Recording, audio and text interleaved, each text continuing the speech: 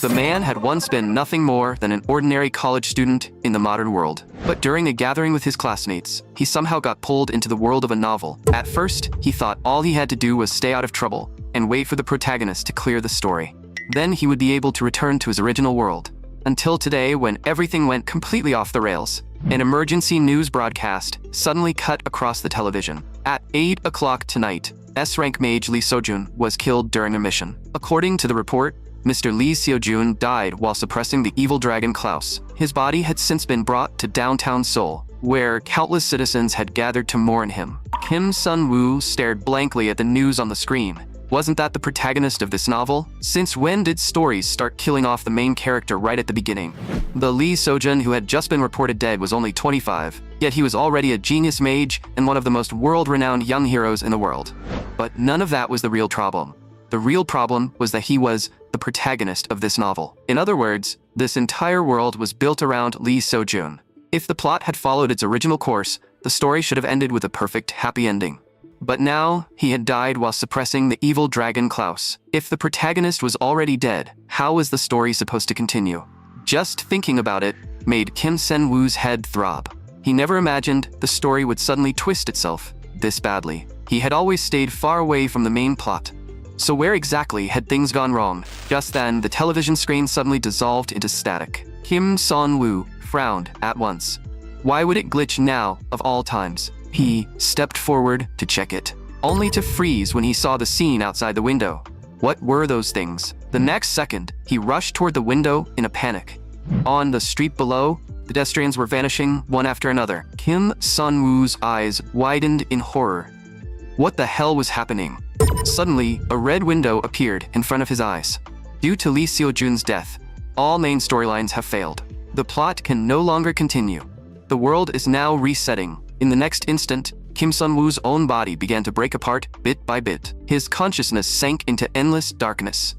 In a daze, Kim Sun-woo thought he heard someone calling out to him. The next second, he jolted awake, gasping for breath. The bus driver said impatiently, "Hey, student, hurry up and get off. We arrived ages ago." Kim Sun-woo instinctively apologized, but his mind was full of confusion. And why had he woken up on a bus? Hadn't he just been in his own room? Had everything he saw, the world collapsing and all, only been a dream? No, wait, why was he back here? Wasn't this the school he had graduated from long ago? The next moment, Kim Sun-woo found an admission letter in his pocket, and his eyes quickly landed on the year printed on it. His expression changed at once.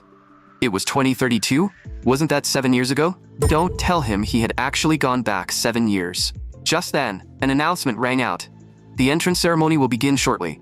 All students, please take your seats as soon as possible. Kim Sun-woo stared at the scene before him, looking like he had completely given up on life. Everything here was way too familiar. It was almost exactly the same as it had been 7 years ago, so he really had gone back 7 years.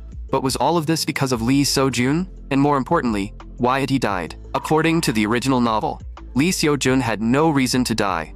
Even Klaus's rampage ritual had unfolded exactly according to the original plot. Lee Seo-jun was supposed to subdue that evil dragon after a brutal battle, which meant there had to be another reason behind his death. Kim Sun-woo racked his brain, only to end up sighing helplessly. He couldn't figure it out at all. Then, he turned his gaze behind him. If Lee Seo-jun died again in this life, what would happen? Would the world reset like before? Or would it be destroyed outright? He couldn't be sure, but one thing was clear. Letting Lee Seo-jun die again was definitely bad news. So, in this life, Kim Sun-woo had to be more proactive.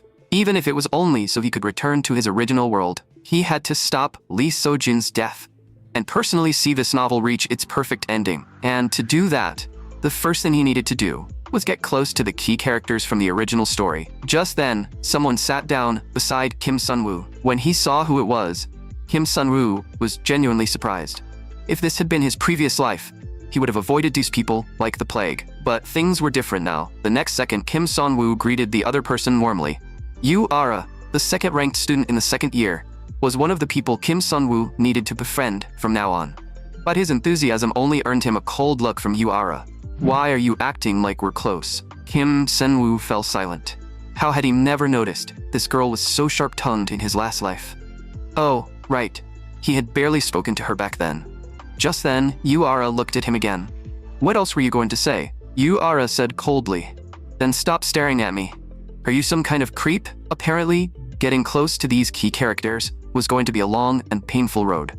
Before long, the lecture hall was packed with students. At that moment, a teacher called for the student representatives of each year to come up to the stage. At his words, several students rose from their seats. Soon, 3 student representatives stood on the platform. One of them was Lee Sojun, the top-ranked student of the second year. Even though Lee Sojun was still a student at this point, he was already somewhat famous. After all, he was the protagonist of this epic fantasy novel, the one who was supposed to carry the fate of the entire world on his own. Too bad his future self had died. Then, Kim Sun-woo shifted his gaze to the female representative beside him. She looked sweet and harmless right now, but Kim Sun-woo knew that was probably all an act. As for the senior standing on the other side, he was just a background character and barely had any role in the original novel. Soon, the student oath officially began. Just then, Ura's body suddenly began to tremble slightly. Seeing the anger on her face, Kim Sun-woo broke into a cold sweat. Should he say something here? The problem was, the moment he thought that, Ura suddenly turned to look at him. Were you just talking to me?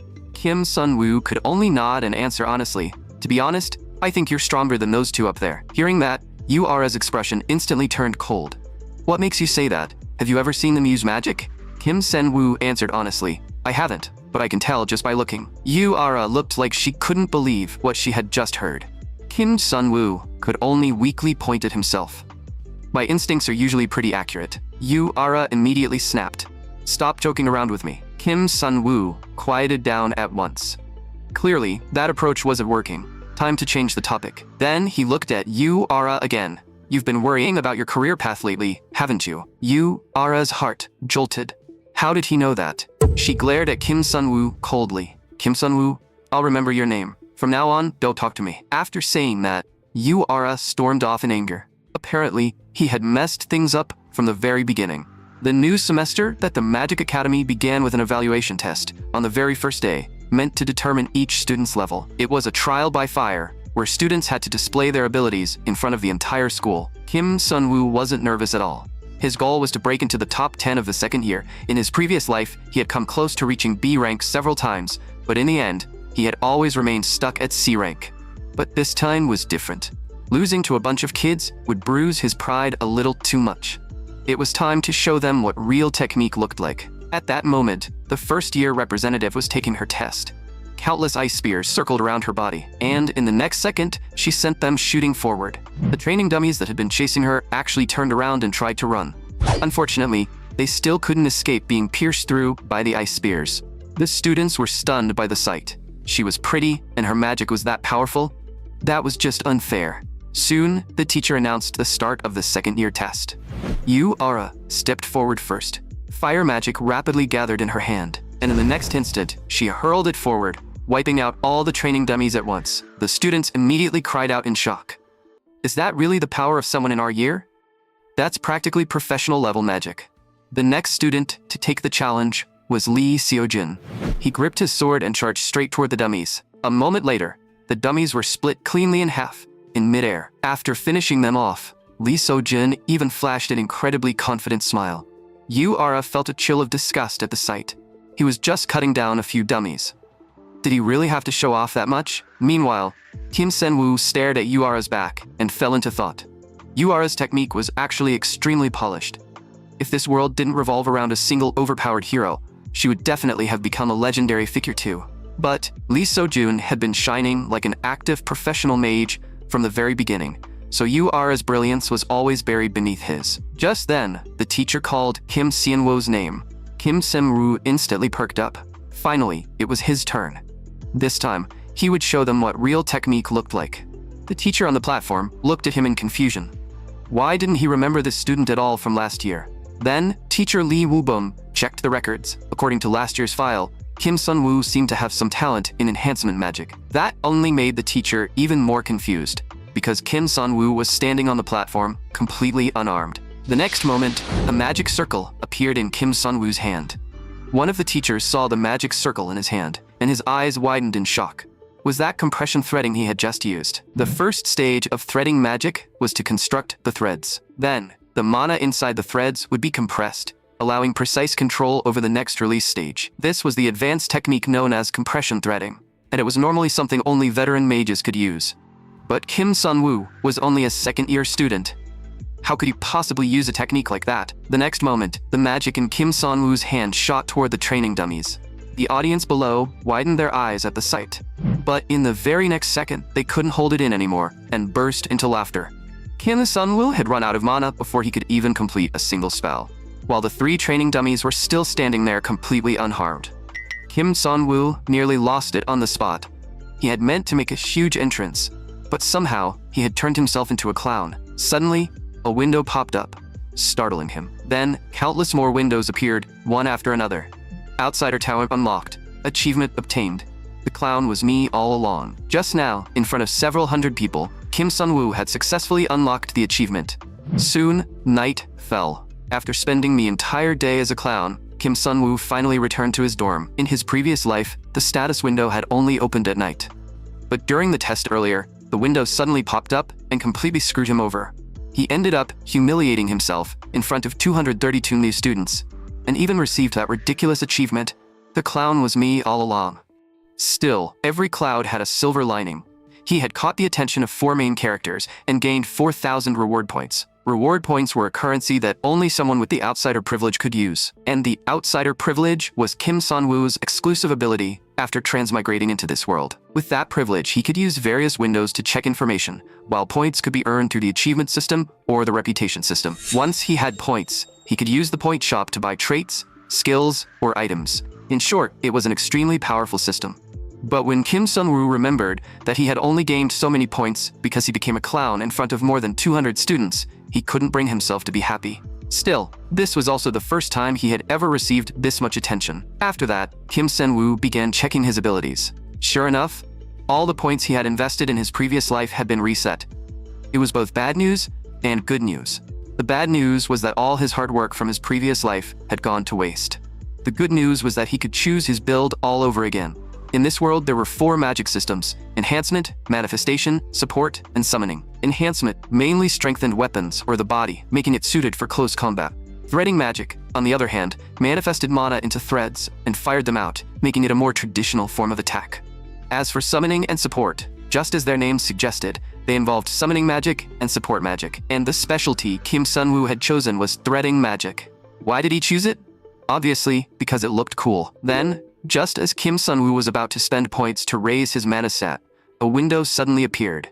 50 new viewers gained. Kim Sun-woo immediately frowned in confusion. Why had 50 more people suddenly been added? But in the next moment, he grew excited. He hadn't expected that making a fool of himself once would earn him this many points. At this rate, wouldn't he reach point freedom in no time? But the next second, Kim Sun-woo suddenly froze. A total of 400 people remembered him. Why were there more people remembering him than there were students in the entire school? Then, Kim Sun-woo seemed to realize something. He hurriedly pulled out his phone to check. When he saw the video of his test online, the last bit of hope in his heart finally died. Someone had really filmed him and uploaded it. But after thinking about it again, this might not be entirely bad. Sure, it was embarrassing, but the points were real. As long as he refused to feel embarrassed, then everyone else could be embarrassed instead. Suddenly, a bold idea surfaced in Kim Sun-woo's mind. Then, Kim Sun-woo hugged his phone and let out a sinister little laugh. Hehehe. Time quickly moved to the next day. Hey, look, isn't that the guy from the video? Everywhere Kim Sun-woo went today, he could hear students talking about yesterday's disaster. Looks like all that clowning around last night had actually paid off. After that whole series of ridiculous stunts, Kim Sun-woo raked in another 5,000 points. Before long, Kim Sun-woo arrived at his classroom. The classroom had been relatively quiet, but the moment everyone saw him, it instantly exploded with noise. Kim Sun-woo tried to ignore it and walk past, but someone blocked his way. You were seriously hilarious yesterday. Watching that video gave everyone a nice little energy boost. Be honest with me, bro. Is your family loaded? How much did they pay to get you in here? Kim Sun-woo listened to their chatter with a helpless look on his face. The guy in front of him was Park In-won, a completely unhinged psycho character from the early part of the novel. Getting dragged into his mess would bring nothing good. With that in mind, Kim Sun-woo was about to leave, but Park In-won suddenly slung an arm around his shoulders. Starting today, your name is Idiot. Whenever I call you, you come running right away. Otherwise, your school life is going to get real rough. Just then, Lee So-jun appeared behind Park In-won. Didn't I tell you not to bully other students? Seeing who it was, Park In-won clicked his tongue in contempt. Well, look at that. The world-famous genius Lee Seo-jun wants to play hero again. A regular guy like me should just shut up and obey you, right? Hearing that, Lee Seo-jun's gaze instantly turned cold. Park In-won froze under that stare and quickly called his lackeys to leave. In front of Lee Seo-jun, he didn't even dare throw out a parting threat. After Park In-won left, Lee Seo-jun turned his attention to Kim Sun-woo. You're Kim Sun-woo, right? Are you okay? That video yesterday must have hit you pretty hard. Kim Sun-woo was about to say he was fine, but then he realized this was the perfect chance to get closer to Lee Seo-jun. So he immediately switched gears and started pouring his heart out about his family trauma. Seeing that, Lee Seo-jun gently comforted him. Don't take it to heart. The real problem is the people spreading that video maliciously. After saying that, Lee Seo-jun was about to say goodbye and leave. Just then, Kim Sun-woo quickly stepped forward and stopped him. Wait, do you want to do it with me? Lee Seo-jun was shocked. Bro, are you serious? Kim Sun-woo hurriedly explained. I mean for this semester's dungeon course. Do you want to join my team? Lee Seo-jun looked at Kim Sun-woo in confusion. Why do you want me to join your team? I don't really see how that benefits me. Teaming up with someone would make things easier, sure. But sorry, I've never considered you as a teammate. Kim Sun-woo immediately panicked. You should team up with me. I have two reasons. Lee Seo-jun's interest was piqued, and he gestured for Kim Sun-woo to continue. First, I'm the lowest ranked student in the entire second year. Lee Seo-jun froze on the spot. You're seriously using that as a reason for me to join your team? Kim Sun-woo quickly explained. All JOIC tests have bonus scoring. You're one of the school's top students, and I'm the lowest ranked student. If we team up, our score will actually get boosted quite a lot. After hearing that, Lee Seo-jun had to admit it made some sense, but carrying a deadweight teammate still came with too much risk. Then, Kim Sun-woo moved on to his second reason. Asura had already recruited 2 lower-ranked students into her team. That made Lee Seo-jun fall into thought. Asura specialized in area of effect magic. Even with 2 lower-ranked teammates, she could still clear the test easily. Just then, Kim Sun-woo started talking about his third reason. Lee Seo-jun immediately raised a hand to stop him. Wait, didn't you just say there were only 2 reasons? Kim Sun-woo answered with a straight face. That's not important. What matters is that you've all misunderstood me. My skills are actually pretty decent. Lee Seo-jun heard that and laughed. Putting your abilities aside for now, I do think you're pretty interesting as a person. I can team up with you, but I have one condition. I get to choose the remaining teammates. And just like that, Kim Sun-woo successfully pulled Lee Seo-jun into his team. The origin of magic could be traced back to the 14th century. Back then, magic only had 2 systems, not the 4 systems it had today. But that stable dual system structure eventually collapsed. Did anyone know why? Just then, Kim Sun-woo excitedly raised his hand. Because the first enhancement-type mage appeared in the 18th century. Professor Holcomb nodded in satisfaction after hearing his answer. These classic magic theories and complex formulas were difficult even for Lee Seo-jun.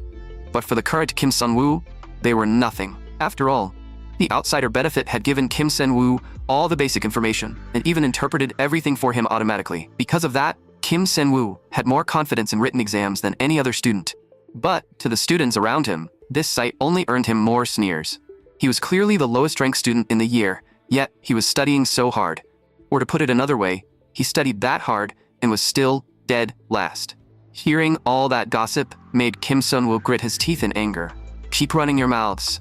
See if you don't end up in tongue-ripping hell. Soon, the teacher announced that class was over. After class, Lee Seo-jun found Kim Sun-woo and suggested they grab a meal together.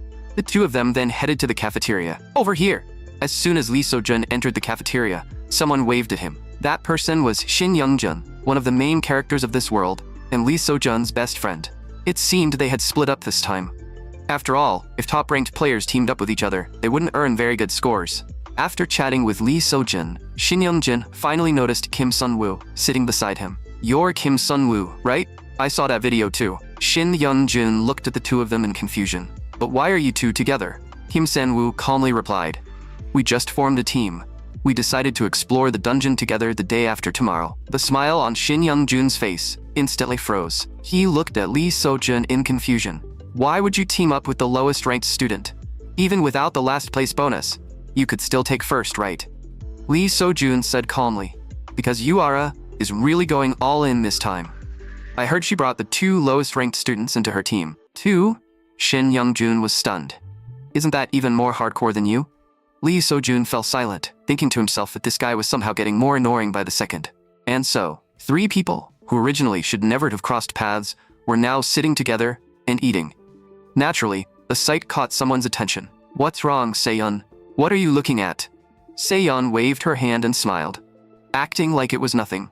But her eyes remained fixed on the figure ahead. How had he gotten so close to Senior Sojun? After finishing their meal, the group headed to the training field together for some light after-meal exercise. Kim Sang-woo carefully controlled his mana, gathering it little by little in his hand. Before long, the magic fully manifested in his palm. The next moment, he controlled the spell and sent it charging toward the wooden dummy ahead. With a loud boom, the magic slammed hard into the dummy. The moment everyone expected, where his magic would vanish halfway again, never happened.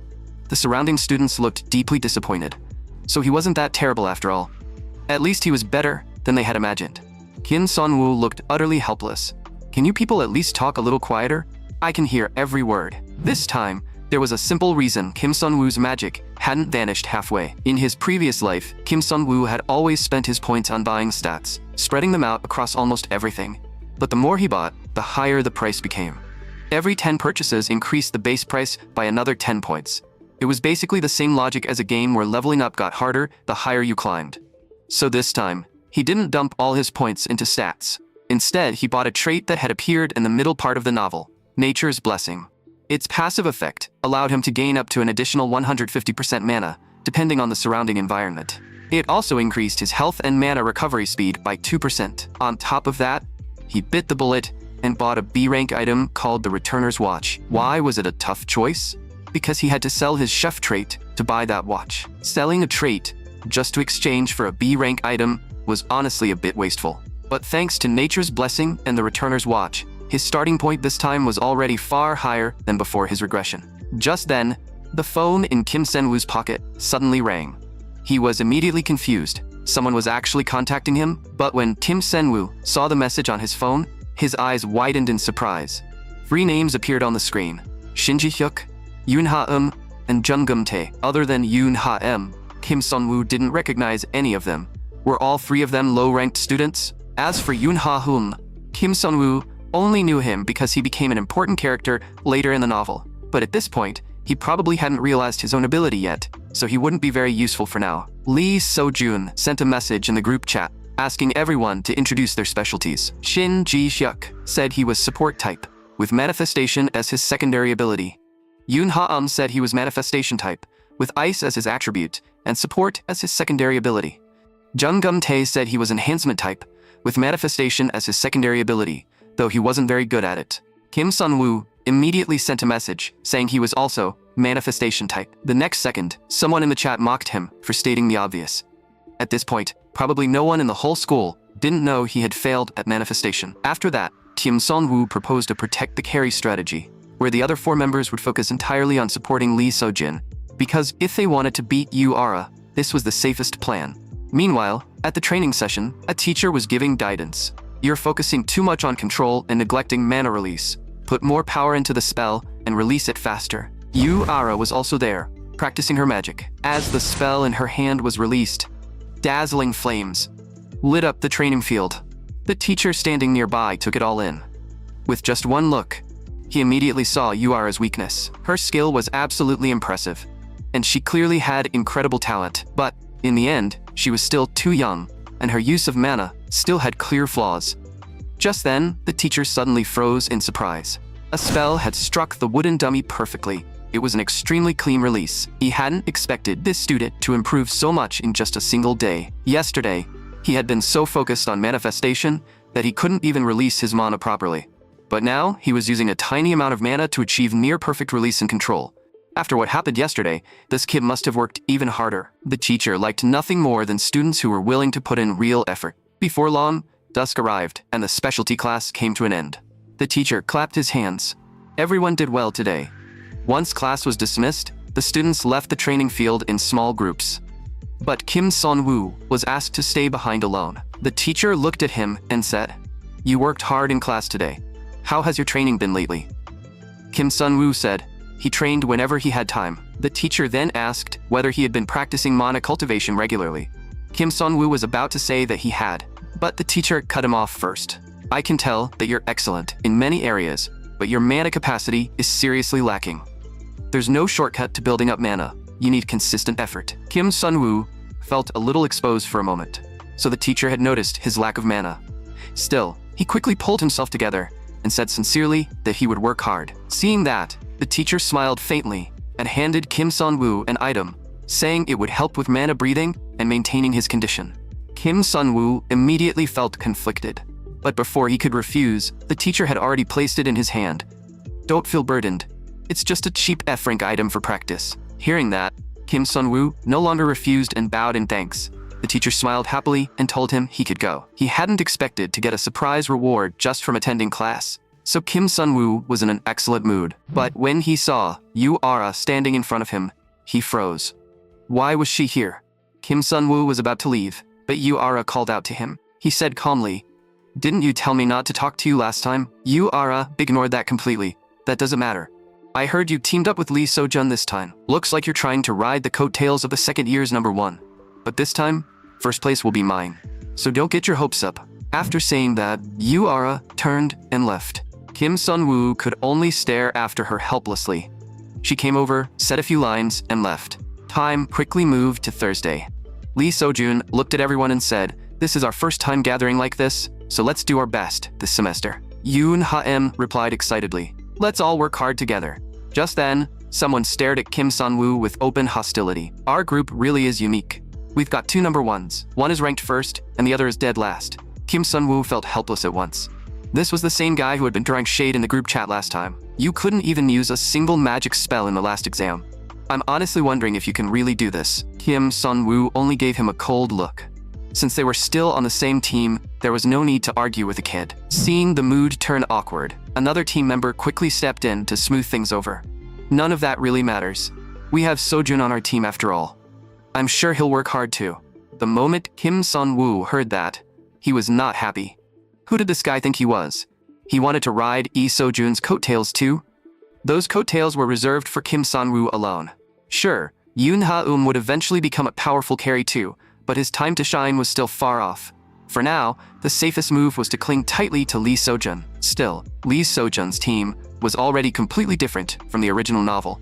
Was that because Kim Sun-woo had joined? Before long, the group arrived at the dungeon entrance. A teacher stood at the entrance, explaining the precautions for dungeon exploration.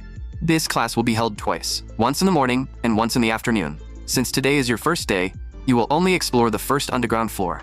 Next, I'll explain how this dungeon exploration course will be graded. First is clear speed. The faster you clear it, the more bonus points you receive. Second is the level adjustment score. Compared to your own level, the lower your teammates' levels are, the more individual points you can earn. Lastly, contribution points. The artificial dungeon has a special contribution system that gives extra points based on how much you contribute to the team. And one final reminder, every single one of you must put safety first. Understood? Soon, the students entered the dungeon, one group after another. "Teacher Jang, you're finally back. I've been waiting for you. Want to guess which group will get the highest score?" Teacher Jang answered, "A bet is meaningless if we don't pick different teams. Everyone is going to pick Group 7 anyway, and I'm picking Group 7 too. Looks like there's really nothing to bet on for this class." Just then, the female teacher in charge of manifestation class narrowed her eyes. "I'm betting on Group 3. The group Lee So-jun is in." Just now, Kim Sun-woo had entered the dungeon after teaming up with Lee So-jun, the protagonist of the original novel. While all the teachers assumed Group 7 would win this match, Teacher Lee stepped forward and openly declared her support for Group 3. Teacher Jang didn't seem impressed. So-jun and Ara both have lower-ranked students on their teams to boost their scores, sure. But the students they chose are not on the same level. Besides, enhancement-type students are better suited for one-on-one combat. Without team support, Seo-jun will have a hard time dealing with multiple enemies at once. Yu-ara, on the other hand, specializes in wide-area magic, and her team has already reached the middle section. Teacher Lee remained completely unmoved. "I still believe the underdogs can turn things around." Meanwhile, Lee Seo-jun led the way at the front, and almost no monster could stop their advance. At this point, the group looked less like they were taking part in training and more like they were enjoying a casual walk. Yoon Ha-eum said excitedly, "So-jun is so amazing. With So-jun here, we don't have to worry about anything, right? Now I'm actually curious what the first floor boss will be. They'll probably give us something weak, won't they?" Shin Ji-hyuk casually replied, "What do you mean by weak? Like a dog?" Hearing that, Yoon Ha-eum turned to Kim Sun-woo. What do you think the first floor boss will be? Kim Sun-woo answered casually. Probably a giant wolf. Shin Ji-hyuk immediately turned his head. How do you know it's going to be a giant wolf? Kim Sun-woo sighed helplessly in his heart. What was he supposed to say? That he had already experienced this in his previous life? Seeing that Kim Sun-woo didn't answer, Shin Ji-hyuk immediately got smug again. So you don't just suck, you're a liar too. Kim Sun-woo found this guy more annoying by the second. Maybe he really should find a chance to beat him up properly. Just then, Lee Seo-jun walked over and signaled for everyone to stop arguing. So the group continued moving forward. But after only a few steps, Lee Seo-jun suddenly raised a hand and told everyone to stop. Shin Ji-hyuk asked curiously, "What's wrong? Is there something on the ground?" Lee Seo-jun said in a low voice, "Look at the floor." The others looked ahead in confusion. In front of Lee Seo-jun, a magic circle had appeared at some point. Jung Gum-tae stared at the magic circle with a worried expression. Why is there something as dangerous as a magic circle here? Kim Sun-woo slowly walked up to the magic circle and began examining it closely. Seeing that, Lee Seo-jun quietly warned him, "Be careful." But Kim Sun-woo kept his eyes locked on the magic circle in front of him. A moment later, he stood up and said calmly, "It's just an ordinary barrier magic circle." After all, he had seen the exact same barrier magic circle in his previous life. The next second, a barrier appeared in front of everyone. Seeing Kim Sun-woo steal the spotlight, Shin Ji-hyuk looked visibly annoyed. "I already knew it was just barrier magic. You only got there first." Still, even though they knew it was a barrier magic circle, none of them knew how to break it. Just then, Lee Seo-jun told everyone to step back. "I'll try cutting it with my sword and see if I can break through." After saying that, his eyes narrowed. The next moment, powerful sword aura erupted around Lee Seo-jun. As he slashed out, cracks actually appeared across the barrier. Everyone immediately brightened at the sight, as expected of Lee Seo-jun, the top second-year student. But before they could celebrate for long, the cracks he had just carved into the barrier began healing rapidly. The group's excitement quickly faded. Seeing everyone's mood drop, Lee Seo-jun said, "If I keep cutting it, I should be able to break it eventually." Just then, Shin Ji-hyuk stepped forward as well. "Looks like it's my turn. I may not look like much, but I'm support type." After saying that, he confidently placed his hand on the magic circle and told everyone to wait a moment. The others could only wait for his result. But in the next second, Shin Ji-hyuk's expression suddenly changed. "This magic circle is way too complicated. It'll probably take me about 40 minutes to undo it." Just then, Kim Sun-woo pulls him aside. "Let me handle it." Shin Ji-hyuk was shocked. "You're dead last in the year. What exactly are you trying to do?" Kim Sun-woo ignored him and gently placed both hands on the magic circle. The next moment, the magic circle lit up with a blinding glow. Then, Kim Sun-woo summoned the Outsider System. He used the Outsider System directly to decode the magic formula. As the characters appeared before his eyes, Kim Sun-woo understood the solution almost instantly. The next moment, the barrier completely vanished before everyone's eyes. Everyone was stunned. None of them had expected the lowest-ranked student in the year to undo the magic circle that quickly. Just then, Kim Sun-woo received a system notification. "Lee Seo-jun is surprised by you. His interest level in you has risen to level 1.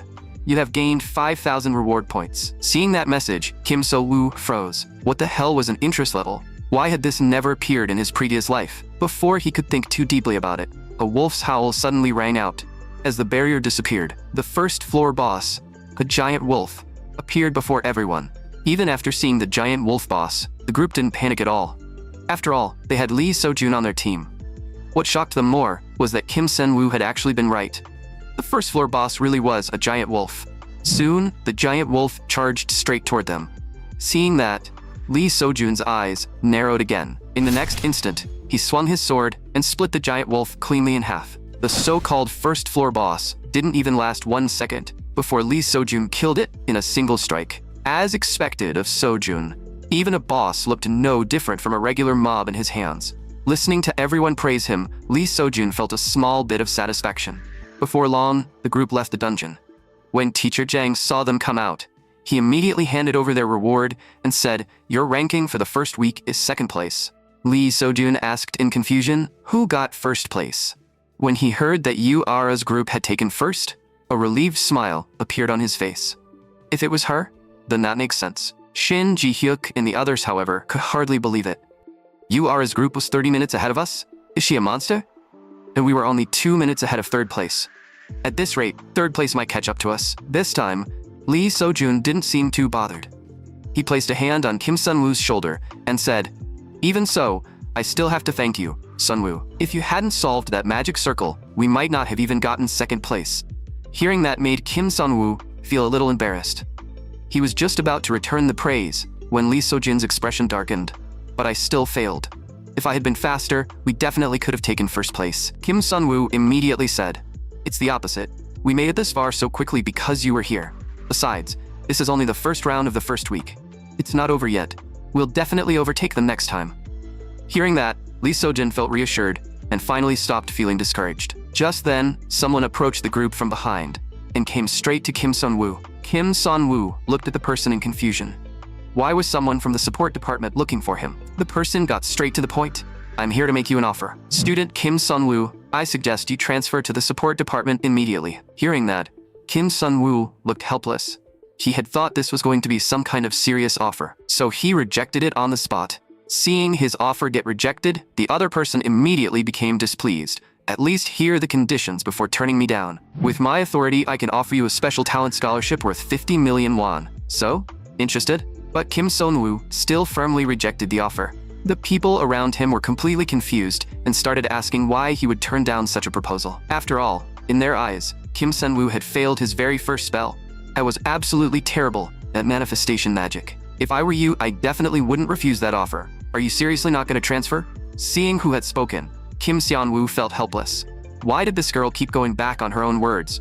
Wasn't she the one who told him not to talk to her? When Kim Sunwoo didn't answer, I continued, "Special talent students don't just get scholarships. There might be plenty of other benefits too." Kim Sunwoo answered seriously, "Sorry, and thank you for thinking about me. But I was born a manifestation type, and I'll die a manifestation type." Ara hadn't expected his will to be that firm, and she was momentarily surprised. After Kim Sunwoo refused to transfer to the support department, a day quickly passed. While Kim Sunwoo was cleaning, Seyeon came looking for him. "If I remember correctly, you're senior Kim Hang-ok, right?" Kim Sunwoo immediately corrected her. "My name is Kim Sunwoo, not Kim Hang-ok." Seyeon quickly apologized. "I'm sorry, senior Kim Sunwoo." Then she asked curiously, "But senior, why are you cleaning?" Kim Sunwoo looked at her like she had asked something ridiculous, and answered as if it were obvious. "I'm cleaning because this place is dirty." Seyeon winced and forced an awkward laugh. "Senior, you're really kind-hearted." Out loud, she said, "Please keep up this excellent performance." But inside, she was thinking that this senior was seriously hard to deal with and loved doing pointless things. Just then, the system suddenly popped up with a notification. "Achievement obtained. Snail Bride. 1,000 points gained." Seeing that, Kim Sunwoo smiled in satisfaction. Was he supposed to explain to Seyeon that he was personally cleaning just to earn the Snail Bride achievement? After finishing up, Kim Sunwoo left with the cleaning tools. He had no idea that everything he had just done had been seen by someone, and that person was extremely satisfied with his performance. Dungeons contained all kinds of monsters, with many different types, such as humanoid, animal, and flying types, and more. But among them, the most dangerous were demons. After saying that, the teacher looked at the students and asked, "Does anyone know why demons are so dangerous?" Kim Sunwoo answered, "Because unless they willingly drop their disguise, or are on the verge of rage, they're almost impossible to tell apart from humans." The teacher nodded in satisfaction. "Correct. Demons feed on human blood and control monsters. They are the root of evil. They even blend seamlessly into our society. Because there is no difference in appearance, ordinary people cannot identify demons without specialized equipment. But under the two conditions just mentioned, the demon's eyes will turn black." Hearing that, Kim Sunwoo suddenly remembered something. If he remembered correctly, this weekend would be the demon's first appearance. The plot was mainly about Lee Sojun, still only a student, gaining public attention after subduing a demon. It was one of Lee Sojun's classic show-off moments in the novel. So this was something Lee Sojun should be able to handle perfectly well on his own. As soon as that thought crossed his mind, Kim Sunwoo remembered how Lee Sojun had been killed by the evil dragon in his previous life. Just to be safe, he decided to check whether there were any other potential threats around him. In this life, he basically had to play babysitter. Kim Sunwoo really had it rough, and if he wanted to follow Lee Sojun during extracurricular activities, he would need a lot of money too. Soon it was time for the next class. This class was mainly self-study for mana cultivation. Under the effects of nature's blessing, his strength and mana both increased slightly, and the training progress of nature's blessing also rose by 12%. Kim Sun-woo was extremely satisfied with that. Each training session might only give him a small boost, but if he trained whenever he had free time, the accumulated gains would be insane. Just then, a window popping up beside him caught Kim Sun-woo's attention. Nature's Blessing trait effect unlocked. Heart of Nature is now available. Seeing that, Kim Sun-woo was overjoyed. Looks like choosing Nature's Blessing back then had definitely been the right call. Although it had a 1-day cooldown, it could greatly increase his mana recovery rate for 1 minute. At this rate, becoming a genius of the manifestation path no longer seemed that far away. The 50 million won scholarship was definitely tempting, but decoding was only an advantage granted by his outsider status. It could not truly become his own ability. So the support department was not suited for him. The problem was, if he wanted to remain a student, that meant he was seriously short on money. Why couldn't he bring over the money from his previous life too? Wasn't there any easy way to make big money? He could make money by exploring dungeons and hunting monsters. But that was far too dangerous. Challenging the tower was also a decent option. But he was still a student and a minor, so there was no way the school or association would give him a tower entry permit. This was such a headache. Was there really no easy way to earn a fortune? After a long while, a flash of inspiration suddenly struck Kim Sun-woo. Wait, he had an idea. Time quickly moved to night. Teachers, did you know? I saw a student today who truly deserves praise. Are you talking about Kim Sun-woo from the second year? That's right. Even in theory class, he stayed very focused and actively answered questions. His classroom attitude is excellent. That is exactly the kind of trait we like to see in talented manifestation-type students. I also heard someone tried to poach one of our students, but I believe Sun-woo isn't the type to be shaken that easily. It's honestly reassuring to still see a student like him these days. Meanwhile, back with Kim Sun-woo. Kim Sun-woo could barely contain his excitement. Damn, he was a genius. He had no idea what had happened, but he had suddenly received the achievement Student Loved by Teachers, along with 2,000 reward points. With this, he finally had enough points. The next moment, Kim Sun-woo immediately opened the point shop and selected the lottery. He had better draw something good, something that could help him make some serious money. Time quickly moved to Saturday morning. A man arrived in front of the tower. The guard signaled for him to show his mage license. Hearing that, the man took a mage license out from inside his coat. The guard accepted the license and inspected it carefully. After finding nothing suspicious on the surface, he placed it onto a machine for scanning. Seeing that, the man immediately felt his heart jump into his throat. Just then, the machine displayed a message. Confirmed. C-rank mage, Kim Sun-woo. Seeing that there was no issue with his identity, the guard handed the license back to him. Good to meet you, Mr. Kim Sun-woo. Only then did Kim Sun-woo let out a breath of relief. He knew they shouldn't be able to find any flaws, but he had still been nervous as hell. This was the item Kim Sun-woo had drawn from the point shop a few days ago. Perfect identity. Its identity details could be customized however he wanted, and it could even generate a mage license for him. In this world, a mage license was a very special form of identification. It contained a unique magical formula, which made forgery practically impossible. Just to be safe, Kim Sun-woo had also bought a pair of magic glasses that could change his eye color when worn. This disguise was basically flawless. Before long, Kim Sun-woo successfully entered the tower. Time was tight today. According to the mission timeline, Lee Seo-jun would fight the demon at 9:30, so Kim Sun-woo had to clear the tower as quickly as possible and then head straight to the Han River. The moment Kim Sun-woo stepped into the tower, a voice echoed in his ears. The system informed him that the highest floor he could currently enter was the 27th floor. The next moment, Kim Sun-woo stepped into the portal and told it to send him to the 10th floor. The system immediately responded. The 10th floor has already been cleared. Even if you clear it again, the reward quality will be reduced. Kim Sun-woo answered calmly. That's fine. Send me to the 10th floor. In this world, portals were a method of transportation found inside every tower. There were also many different kinds of towers in the world, and the strength of the monsters and the difficulty of the traps varied from one tower to another. Before long, Kim Sun-woo met the boss of the 10th floor, the Demon Wolf. The moment the Demon Wolf saw Kim Sun-woo, it lunged straight at him.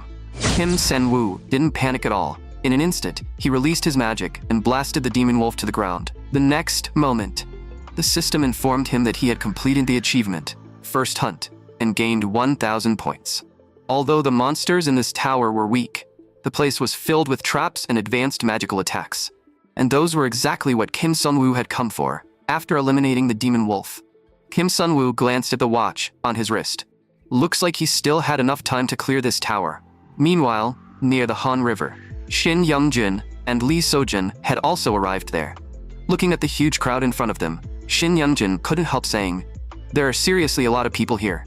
Lee So-jun nodded in agreement, and the festival hasn't even officially started yet. Shin Young-jun then pulled out his phone and suggested taking a few photos first. Lee So-jun looked confused. "It hasn't even started yet. What's the point of taking photos now?" Shin Young-jun laughed and said, "You don't get it. This is all about making memories." Meanwhile, back with Kim Sun-woo. After finally spotting a shard of magic crystal, Kim Seon-woo was instantly delighted. Looks like today's bus fare was covered. After that, he began feeling around the wall in front of him. Before long, Kim Sun-woo found the hidden mechanism built into the wall. As the mechanism was successfully disabled, the system displayed a notification. Achievement obtained, Barrier Breaker. You have gained 2,000 reward points. Kim Sun-woo was immediately pleased. The next moment, golden light burst out, and the wall in front of him disappeared, replaced by a door. When Kim Sun-woo stepped inside, the tower's voice rang in his ears. "You have entered the hidden inner world of the Trial Tower. The Tower of Proof has noticed you." Mana of a mysterious attribute instantly filled the air around him. Then, the system voice rang out again. "Achievement obtained, Mystery Explorer. You have gained 5,000 reward points." Kim Sun-woo was thrilled. But in the next second, he suddenly froze. "Challenger of the Trial Tower, prove yourself." As soon as the voice faded, the statue before him began to crack apart. Kim Sun-woo's expression changed, and in just an instant, the statue vanished completely. In its place appeared countless flower spirits. Looking at the dense swarm of flower spirits before him, Kim Sun-woo's expression grew unusually serious. Flower spirits were only C-rank monsters, and not especially powerful, but they had one extremely annoying trait. The moment they saw a human, they would attack in a swarm. The next moment, countless flower spirits rushed toward Kim Sun-woo. Kim Sun-woo simply raised his hand and instantly killed one of them. In his previous life, Kim Sun-woo had fought flower spirits several times, so he knew their habits very well. He then released more magic and struck several more flower spirits in succession. Sure enough, the remaining spirits began backing away one after another. Taking advantage of the opening, Kim Sun-woo immediately began examining the magic circle in front of him. The reason he didn't keep attacking was simple. He didn't have enough mana to kill every single spirit. Judging from what the statue had said earlier, the key to clearing this place should be proving himself. With that in mind, Kim Sun-woo immediately activated the unique advantage of the outsider and began interpreting the magic formula before him. The next moment, the magic formula appeared clearly in front of Kim Sun-woo's eyes. If it wanted him to prove himself, then he would show it exactly what he could do. The next moment, the magic circle began to disappear, little by little. The system notification rang out. "Congratulations. You have obtained the achievement, Recognition of the Trial Tower. You have gained 10,000 reward points. The Tower of Proof has granted you the blessing trait, Adaptability. First stage additional rewards from the Tower's Proof. You have obtained the Magic Enchantment Book, Red Dragon Soul, and Holy Medicine Seed. Holy Medicine Seed effect. Mana plus 5. Mana recovery speed increased by 20%. Mana output increased by 10%. After receiving so many rewards at once, Kim Sun-woo was overjoyed. The system prompted again. "Congratulations, you have cleared the hidden inner world event." Meanwhile, back with Lee So-jun, things were about to begin as well. Just then, Lee So-jun suddenly showed Shin Young-jun his phone. "Isn't this the photo we took earlier?" Shin Young-jun looked confused. "What exactly do you want me to see?" Lee So-jun told him to look closely at a certain spot in the photo. Shin Young-jun's expression changed at once. "Those eyes. He's a demon." Back with Kim Sun-woo, the demon was walking right past him. Kim Sun-woo looked at the clock on the wall, growing more anxious by the second. It was almost 9:30. Why hadn't Lee So-jun arrived yet? Should he step in himself? But this wasn't some minor side event anymore. This was the main plot. If he interfered, would he mess up the story instead? Just then, someone suddenly walked right in front of the demon. Kim Sun-woo's expression changed. It was already too late to stop it. The passerby didn't even understand what was happening before the demon pierced straight through his chest. The next moment, the demon casually threw the man away. Powerful demonic energy erupted from his entire body. His crimson eyes locked on to the surrounding crowd, like he was staring at prey. The people nearby were horrified when they saw the demon, but somehow, none of them ran right away. Seeing that, Kim Sun-woo was utterly speechless. Were people in this world really willing to risk their lives just to watch drama unfold? Meanwhile, elsewhere, Lee So-jun had already taken the photo to professional mage Jung Hyun-ju. These eyes. he has to be a demon. And of course, it happens during a festival.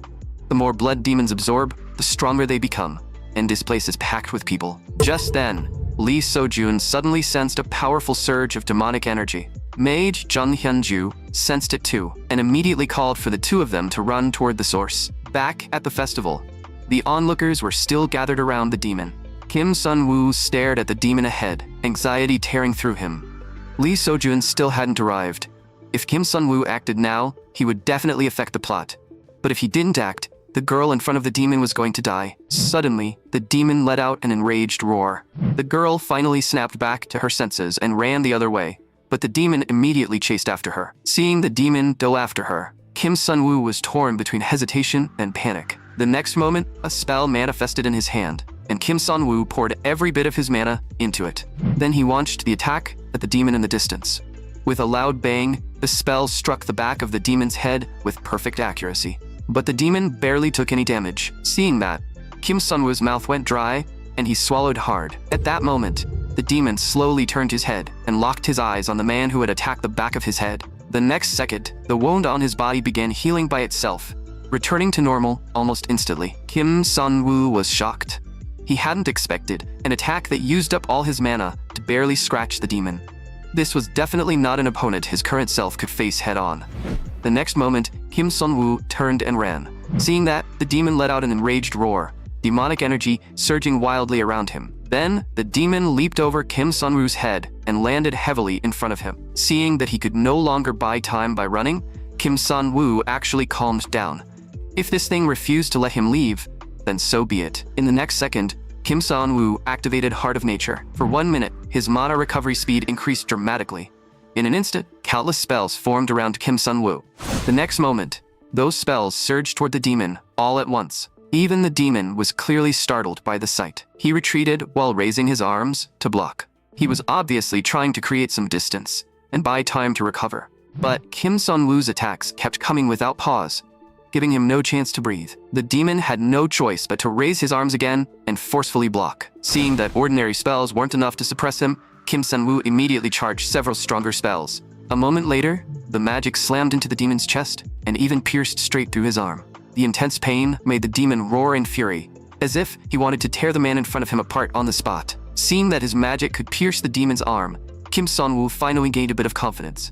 At this rate, wearing him down would only be a matter of time. But he had forgotten one thing. Time was exactly what he lacked most. The next moment, Heart of Nature's active boost disappeared completely. Cold sweat immediately ran down Kim Sun-woo's face. He hadn't expected 1 minute to pass that quickly. And at that same moment, the wounds on the demon's body began healing again. In the brief instant Kim Sun-woo froze, most of those wounds had already recovered. Seeing that, panic surged through him. His trump card was gone, and his mana was nearly drained. Was it still not enough? Was he really going to die here today? Suddenly, the demon's head was sliced clean off. In a single instant, his once complete body was cut into pieces. Jung Hyunju reported calmly, "Headquarters, the scene is secure. This is Special Forces Agent Jung Hyunju." Then she looked at Kim Sun-woo. "Thanks to you, this was resolved much more easily. May I see your mage license? We need to verify your identity before issuing the reward." Hearing that, Kim Sun-woo immediately handed over his license. After taking it, Jung Hyunju looked confused. She hadn't expected someone who was only C rank to hold off a demon for that long. She had assumed he was at least a B rank mage. Just then, Lee Sojun and Shin Youngjun also arrived at the scene. Seeing the two of them appear, Kim Sun-woo panicked inwardly. Lee Sojun and Shin Youngjun were here, and he had basically stolen their spotlight just now. Hopefully, this wouldn't affect the plot too much. Meanwhile, Lee Sojun, who had just arrived at the scene, looked at Kim Sun-woo talking up ahead, his heart filled with confusion. Was it just his imagination? This was clearly the first time he had seen this man, so why did he feel strangely familiar? With that thought in mind, Lee Sojun walked toward Kim Sun-woo. "Excuse me, do you know Kim Sun-woo?" Kim Sun-woo's heart skipped a beat. But after thinking about it again, there was no way his fake identity could be seen through that easily. Lee Sojun continued, "He's my classmate at the Magic Academy. I feel like you have a lot in common with him." Kim Sun-woo could only force himself to answer, "Sorry, this is my first time hearing that name." Jung Hyunju also stepped forward and said, "That sense of similarity might simply come from the two of them sharing certain traits." After saying that, she turned back to Kim Sun-woo and thanked him again. This really went much more smoothly thanks to you holding off the demon. Kim Sun-woo smiled faintly. I only did what I had to do. But that expression made Lee Seo-jun, who was about to leave, narrow his eyes slightly. That strange sense of déjà vu had appeared again. Jung Hyun-ju said, reporters and staff will be here soon to handle the scene. If there's nothing else, I'll be going first. Kim Sun-woo also thanked her. I only survived because you arrived in time. Jung Hyun-ju waved it off, saying it was only her duty, and then left the scene. Just then, the system notification sounded. Because you participated in subduing B-rank villain John, congratulations. You have gained 5,300 reward points. A minor change in the plot has been detected. Causality has increased by 0.2. Kim Sun-woo was shocked. Another new status bar? Had it appeared because he interfered with the main storyline? Causality is obtained by resolving important events in the main story. The amount of causality gained increases depending on the degree of change in the story. You may consume causality to use privileges. When causality exceeds 10, one privilege will be unlocked. When causality exceeds 20, the next privilege will be unlocked. When it exceeds 30, another privilege will be unlocked. Deus Ex Machina privilege. When causality reaches 100, you may grant one wish. It could actually grant a wish. Kim Sun-woo was stunned. Did that mean that as long as his causality was high enough, he could even return to the real world? Thinking of that, a slow smile spread across Kim Sun-woo's face.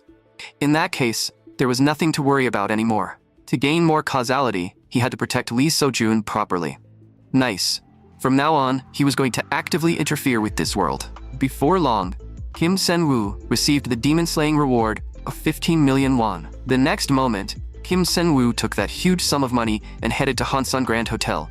After all, he had worked hard today and nearly died. What was wrong with enjoying himself a little? Hansun Hotel was a 5-star hotel under Hansun Group, open only to mages. Hansun Group was a corporate group with power, authority, and wealth, and it played a very important role in the original story. This man was Han Se-jong, vice chairman of Hansun Group. He had originally been the first in line to inherit Hansun Group. But the moment he heard Se-yeon's name, Han Se-jong immediately said, Se-yeon, I'll go see her in a bit. Before long, Kim Sun-woo arrived at his room. Looking at all the items he had gained today, Kim Sun-woo nodded in satisfaction. Still, this spear was far too eye-catching. He should find a chance to sell it. As for this magic book, it seemed to become useful in the middle and later parts of the novel. And these herbs could be given to Han Se-yeon, though that would have to wait until tomorrow. Time quickly moved to the next day. The morning news was on. We now bring you a report. A mage is drawing major attention after conquering a hidden floor of the trial tower. This mage was originally only C rank, yet after conquering the hidden floor, he also subdued a rampaging demon at Han River Park. The Mage Association has highly praised the heroic actions of Mage Kim Sun-woo and announced that they are currently considering raising his rank. The people watching the news were stunned. He had done that much in a single day? He must have fought that demon alone for a long time. Meanwhile, Kim Sun-woo was absolutely loving it. He hadn't expected one news broadcast to earn him 21,000 reward points. In that case, it was time to go meet Han Se-yeon. Before long, Kim Sun-woo arrived at the entrance of Hansung Pharmaceuticals. Isn't that the guy from TV? I didn't expect him to be kind of handsome. Hearing that, Kim Sun-woo felt a small burst of satisfaction. Being famous felt surprisingly nice. After entering the building, Kim Sun-woo's gaze was quickly drawn to an old man nearby. He was Jang Sugi, an S-rank mage known as the Sword of the Hansun family. Kim Sun-woo thought to himself. As expected of Hansun Group, he had just walked in and already run into an S-rank mage. Just then, the receptionist's voice pulled him back to reality. Kim Sun-woo immediately stepped forward and explained his identity and purpose. Soon, he was led into an office. Han Se-yeon looked at the item he brought, her tone carrying a hint of surprise. I didn't expect someone as talked about as you to visit me. What surprises me even more is this item you brought. I can feel the energy hidden inside it, but it doesn't even have the basic mana veins a medicinal herb should have. So handling it will be extremely tricky. Still, I'm curious, how did you figure out its effects? Kim Sun-woo humbly said that he occasionally studied medicine. Of course, that was a complete lie. In reality, the outsider system had told him everything. Divine Herb was an extremely special medicinal plant. It had no effect on its own, but it could greatly enhance the effects of other herbs. At present, no institution could properly process it. Even if someone could, the process would be extremely complicated. That was why Kim Sun-woo had come here. When it came to herbs, the right answer was to hand them to Han Se-yeon, the genius pharmacist from the novel. Han Se-yeon quickly got to the point. So the important thing is this herb, right? Then let's talk about your terms. Hearing that, Kim Sen-woo silently raised 5 fingers. Pay me 500 million won upfront, and give me 0.005% of Hansum Pharmaceuticals shares. Han Se-yeon's expression instantly turned colder. I don't think you understand the scale of our group. Kim Sen-woo wasn't surprised at all. He simply said calmly, think it over carefully. If divine herb is commercialized, it could monopolize the pharmaceutical industry. For you, isn't that basically guaranteed profit? Han Se-yeon understood that perfectly well, but she still said, shares are impossible. Ask for something else. Kim Sun-woo had expected that. After all, he hadn't really come here just for shares. Then I want a VIP membership for the underground arena. Also, I need you to make some specific potions for me. Of course, I can pay the appropriate price for them. Han Se-yeon laughed after hearing that. So your demand is that you want me to run errands for you? Kim Sen-woo said calmly. However, if you agree, I can tell you your brother Han Se-jeong's weakness. Han Se-yeon's expression changed instantly. Seeing that, Kim Sun-woo smiled in satisfaction. I know you want to take control of Hansum Group, even if it means destroying your family's current position. Meanwhile, the news was still reporting on Mage Kim Sun-woo's heroic deeds. After watching the broadcast, Baek Gang's face turned ice cold. John is dead. We could have prevented this. The next moment, Baek Gang's eyes filled with rage. We absolutely could have stopped this. Seeing that, the person beside him told Baek Gang to calm down first. That was an order from him. Helping demons run wild among humans will only put us in even greater danger. Hearing that, Baek Gang only grew angrier. I'm sick of hiding all the time. I'm going to kill that bastard, Kim Sun-woo. The other person said calmly, in that case, I don't think you'll need to do it yourself. I heard he's getting close to one of your clients. Baek Gang immediately turned his head in shock. Looks like that kid's life really was about to end. He had no idea what kind of bastard that client was. That man could even kill his own family with a smile on his face. Meanwhile, seeing Han Se-jeong arrive, Han Se-yeon greeted him happily. It's been so long, Se-jeong. It feels really nice to see you again after all this time. Inside the car, Han Se-jeong asked Han Se-yeon how work at the company had been lately. Han Se-yeon gave a soft sigh. Work has been really exhausting. Dealing with people is tiring too. Seeing how drained she looked, Han Se-jeong frowned. You're still so young, yet father already handed the company over to you. It does seem a bit too rushed. If it's too hard for you, you can always hand it all over to me. Once I become chairman, I'll make you vice chairwoman. Han Se-jeong didn't notice that Han Se-yeon's expression had already changed. He just kept talking endlessly about how many benefits there would be once he became chairman. Back with Kim Sun-woo. After meeting Han Se-yeon, Kim Sen-woo found time to sell off that spear and got 2 certificates sorted out as well. In the blink of an eye, he had gone from a poor student to someone living comfortably. Meeting Han Se-yeon had definitely been the right choice. She probably had powerful intelligence resources too. Right now, she was most likely verifying whether the weakness he had mentioned was actually useful. Suddenly, a phone ringtone interrupted Kim Sun-woo's thoughts. Looking at the message on his phone, Kim Sun-woo was surprised. He hadn't expected Han Se-yeon to verify the information that quickly. Just then, the system displayed a notification. You have gained Han Se-yeon's trust. You have received 1,000 reward points. Kim Sun-woo was instantly delighted. He hadn't expected her to agree to work with him so quickly. He immediately sent a message asking her to prepare potions for him first, as well as an entry ticket to the underground arena. Han Se-yeon replied that potion making would take quite some time, and she would contact him again once they were ready. After putting down his phone, Kim Sun-woo opened his status panel again. Cooperating with Han Se-yeon would definitely trigger a certain plot node from the novel. Before that happened, he needed to find more ways to protect himself. The next moment, Kim Sen-woo found a trait in the shop: killing intent detection. Its effect allowed him to sense any killing intent directed at him within 500 meters. But when he saw that it cost 50,000 reward points, he instantly went quiet. After thinking for 0.25 seconds, Kim Sun-woo still clicked purchase with trembling hands. A few days later, Han Se-yeon came to Kim Sun-woo with the completed potion. She warned him, I added divine herb while making it, so the side effects are pretty strong too. After receiving the potion, Kim Sun-woo immediately understood its effect. For 5 minutes, it would increase mana recovery speed by 500%. The side effect was that once it wore off, he would enter a state of mana depletion. Han Se-yeon, meanwhile, was looking Kim Sun-woo over with confusion. The man in front of her was clearly a very capable mage, yet he needed a potion like this. That was suspicious enough. More importantly, he also knew about her family's affairs. With that thought in mind, Han Se-yeon looked at Kim Sun-woo again. I investigated the matter you mentioned to my own channels. I always knew he had a side no one else saw, but the results still surprised me. Not only has he killed people, but there are also signs that he may have come into contact with a suspected demon. How exactly did you find out about this? Of course, it was because all of this had been written in the novel. But Kim Sun-woo couldn't tell her that.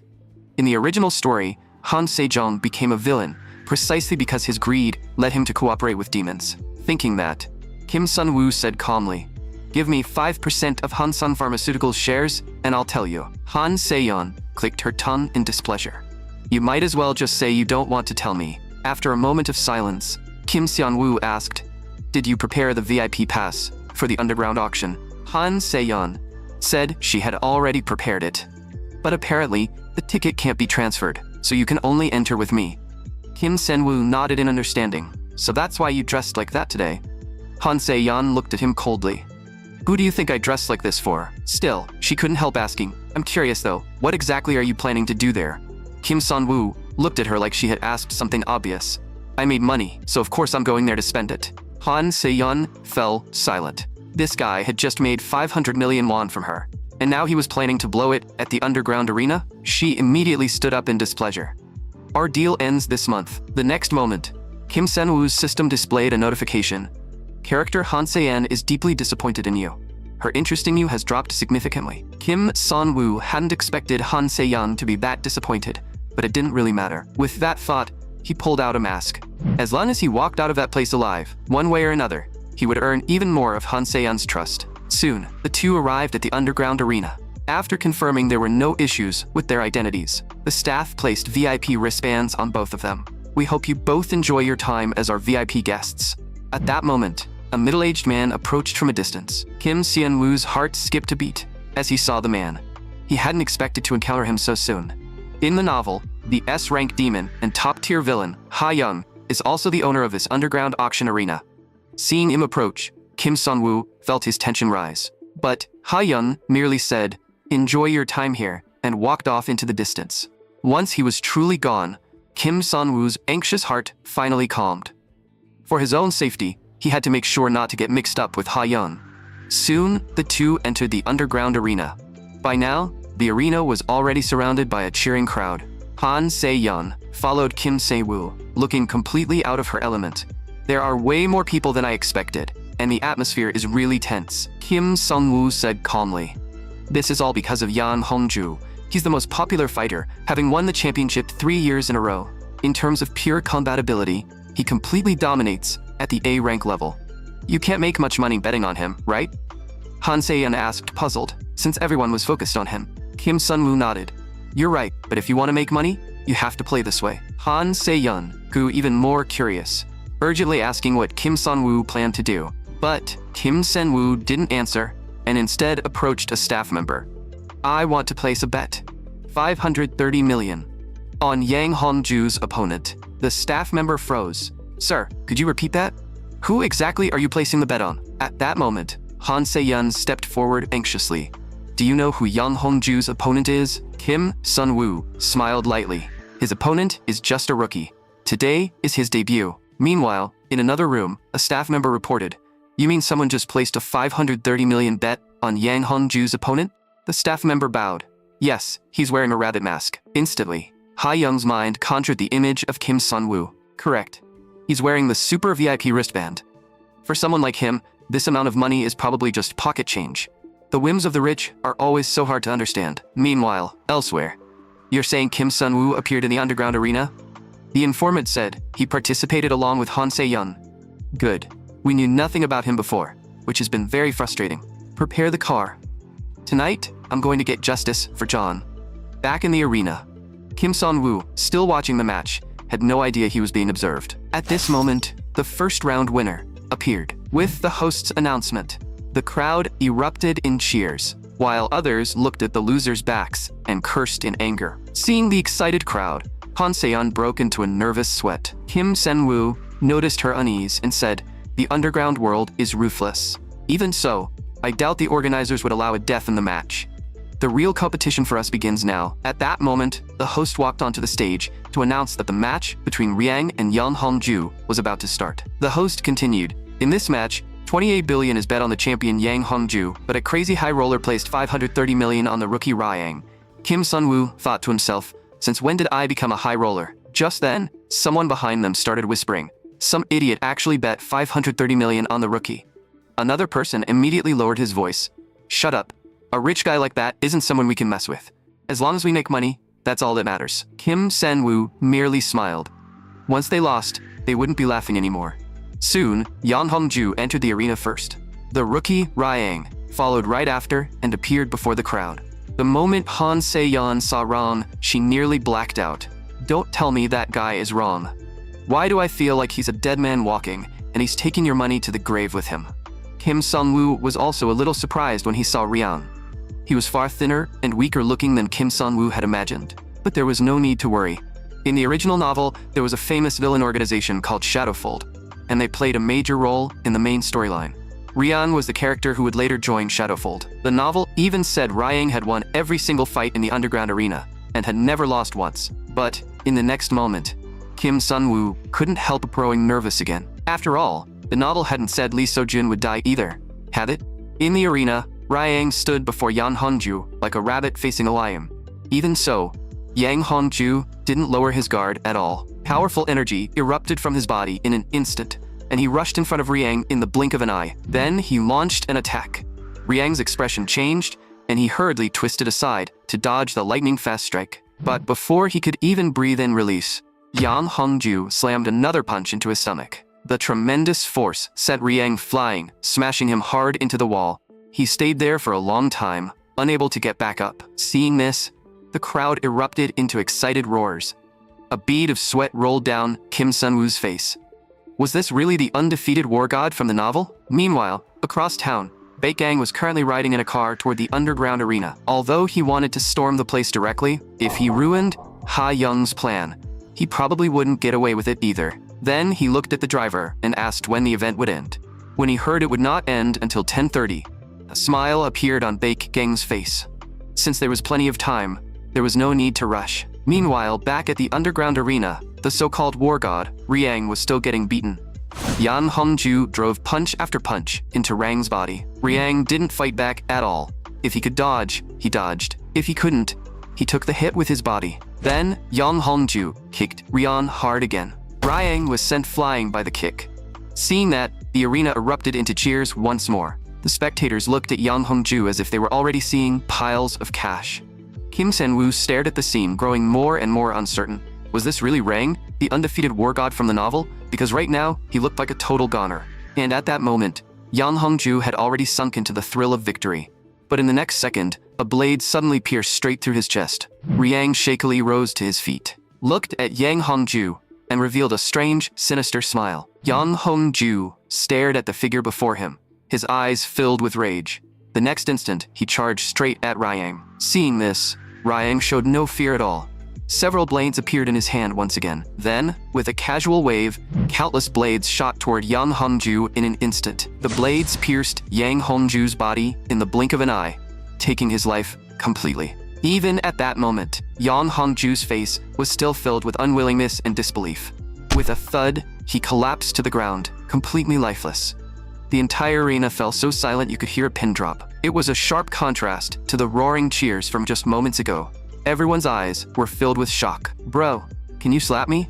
I need to know if I'm dreaming. Yang Hongju didn't lose, right? With one crisp slap, every spectator in the arena began wailing in despair. Han Se-yeon stared down at the arena, utterly shocked. She hadn't expected Yang Hongju to actually lose. Just then, Kim Sun-woo's voice snapped Han Se-yeon back to her senses. Seeing that Kim Sun-woo was already leaving, Han Se-yeon hurried after him. From a distance, Ha Young watched the two of them walk away, suspicion filling his heart. At first, he had thought this was just some spoiled rich kid throwing money around for fun. But based on the result, it was far too coincidental. Ryang had won only because Yang Hongju let his guard down at the final moment. Ha Young's instincts, sharpened over many years, told him that there had to be some hidden intention behind this bet. With that thought, he turned his gaze to team leader Jung beside him. Find out exactly who that winner is. Meanwhile, on the ride back, after finally coming back to herself, Han Se-yeon was both shocked and confused. Just who are you? Why were you so sure Ryang would win? Kim Sun-woo responded with a mysterious smile. Under Han Se-yeon's expectant gaze, He slowly said, "My instincts." Han Se-yeon immediately looked helpless. "So you're not planning to tell me anything?" After saying that, she turned her face away in annoyance. Right then, system notifications appeared one after another. Character Han Se-yeon trusts you again. Character Han Se-yeon is deeply curious about you. Character Han Se-yeon's interest in you has increased. Character Han Se-yeon's interest level is now level 1. Achievement completed. Gambler of the Century. Kim Sun-woo simply smiled faintly. Today had been a huge harvest. Not only had he earned 3 billion, but he had also gained a new achievement. He had spent 50,000 points on killing intent detection just yesterday, and today he had already earned back 7,000 points. At this rate, he would eventually recover all the points he spent on that trait. Just then, Kim Seon-woo's expression suddenly tightened. Killing intent detection had captured a sudden burst of killing intent. He immediately began thinking about where that killing intent was coming from. In the original story, killing John would trigger a side quest. That side quest was called Demon's Mercenary, and it involved a demon mercenary coming to avenge John. He hadn't expected the other party to come after him this quickly. With that thought, Kim Seon-woo turned his gaze to Han Se-yeon beside him. Before long, Han Se-yeon stopped the car near a park. After Kim Seon-woo got out, she drove away. Not far away, the driver who saw the two split up asked Baek Gang in a low voice, "What should we do?" Baek Gang revealed a cold, sinister smile. Back with Kim Seon-woo, Baek Gang followed closely behind and arrived there as well. But the figure before him filled his heart with doubt. The energy coming from this person was extremely weak, and his body didn't look like it had been trained much either. Could someone like this really have killed John? Just then, Kim Sun-woo took out a potion and drank it down. Powerful energy slowly began rising from within his body. Baek Gang was startled. For some reason, the man's energy had suddenly grown stronger, but even then, it was still nowhere near enough to threaten John's life. By now, Kim Sun-woo had finished the entire bottle of potion. He hadn't expected it to be sweet. Honestly, it almost made him want a second round. Then, he raised his head and said, "Are you still not coming out?" Since he had already been discovered, Baek Gang slowly stepped out. "Looks like you're ready." After saying that, Baek Gang raised his hand and summoned several spears. The next moment, he commanded the spears to attack Kim Sun-woo. Kim Sun-woo hurriedly released magic to counterattack. Ice and fire mana instantly tangled together. With a loud boom, dazzling flames erupted. Looking at the explosion in the distance, Han Se-yeon was filled with worry. It looked like the fight had begun. A few minutes earlier, Han Se-yeon had asked Kim Sun-woo in confusion, "What's wrong?" While organizing his items, Kim Sun-woo told her, "We're being followed." Han Se-yeon was shocked. Who was following them? Could it be one of the group's business rivals? As if seeing through her confusion, Kim Sun-woo said calmly, "He's here for me. His mana is far beyond B rank. In a bit, just pull over and drop me off somewhere." Han Se-yeon stared at Kim Sun-woo in confusion. "You might be strong, but can you really handle him?" Kim Sun-woo simply answered with a confident smile. Before long, Han Se-yeon stopped the car at the entrance of the park. She looked at Kim Sun-woo with mixed emotions, and in the end, she only said, "You have to hold on." Then, she drove away. Meanwhile, back with Kim Sun-woo. After dodging Baek Gang's attack, Kim Sun-woo flashed a confident smile. If the rest of Baek Gang's attacks were only at this level, then this would be a piece of cake. Baek Gang said coldly, "Looks like the only thing you can do is dodge, but dodging alone won't keep you alive against me." After saying that, Baek Gang raised his hand and summoned several more spears. The next moment, the spears tore through the air and shot toward Kim Sun-woo. This spell was far faster than the previous one. Seeing that, Kim Sun-woo's earlier calm vanished completely. He barely managed to dodge the attack by rolling and scrambling away. Kim Sun-woo's heart was still pounding. If he had been even a little slower just now, he would have been dead. The potion's effect was about to run out too. It was time to settle this for good. The next moment, Kim Sun-woo activated Heart of Nature. Its effect increased his mana recovery speed by 1000% for 1 minute. Seeing his attack miss again, Baek Gang clicked his tongue in irritation. "You damn brat." But in the next second, his eyes filled with shock. Kim Sun-woo was now wrapped in an energy even stronger than before. Baek Gang was both startled and confused. But before he could figure out what was happening, Kim Sun-woo charged straight toward him. Seeing that figure rushing in, a powerful sense of danger instantly gripped Baek Gang. He stopped holding back and released magic even stronger than before, attacking Kim Sun-woo with the intent to crush the danger before it could grow. But Kim Sun-woo slipped through that dense barrage of magic with ease. Baek Gang was stunned. What kind of movement was that? How was it this ridiculous? The next moment, he grabbed one of the spears formed by his magic. If long-range attacks wouldn't work, he would beat him in close combat. At the same time, magic was also gathering in Kim Sun-woo's hand. In the next second, Baekgan's leg was struck hard by powerful mana. The intense pain made him roar.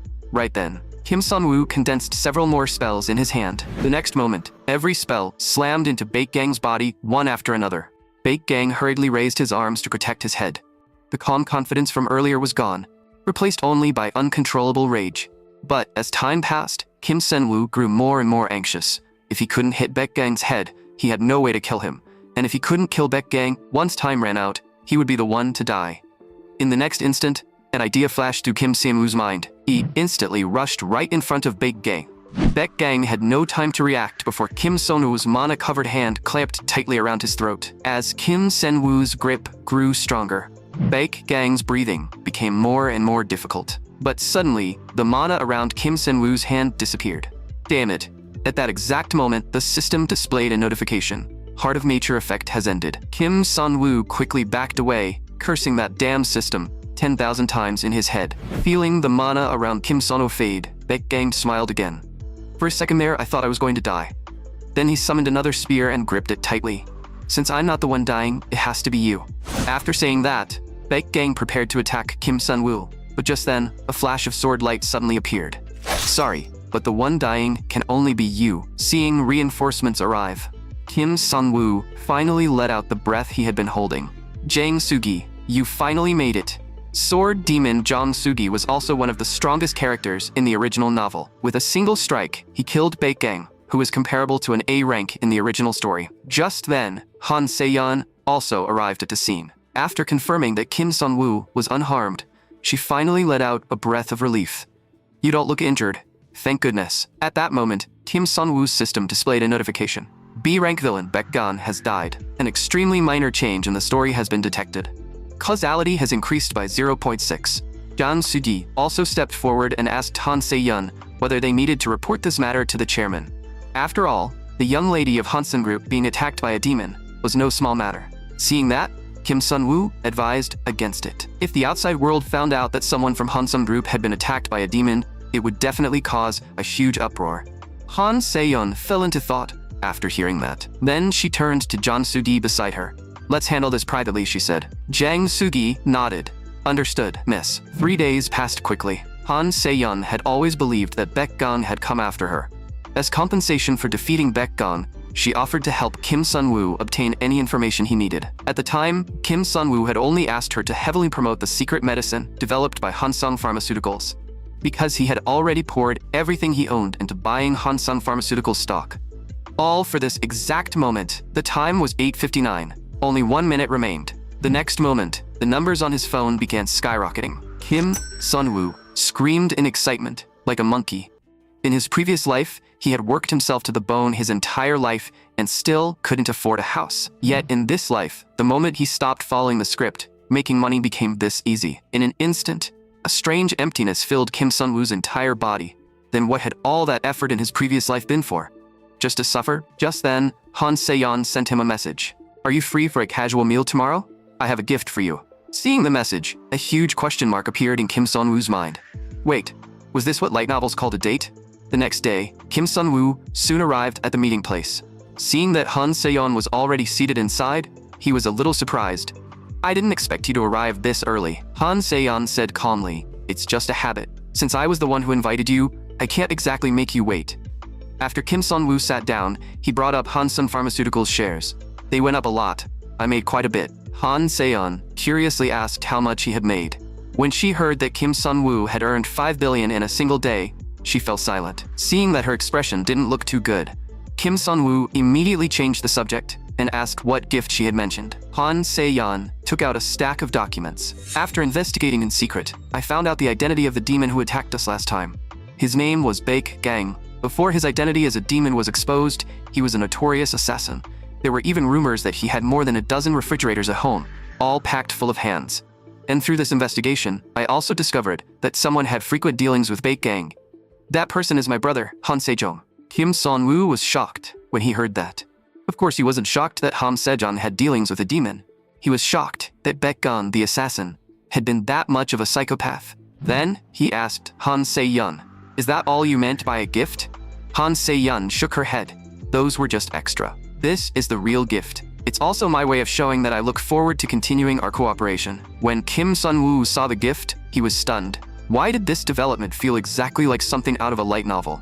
After surviving a near-death experience together, he got invited on a date and received a gift.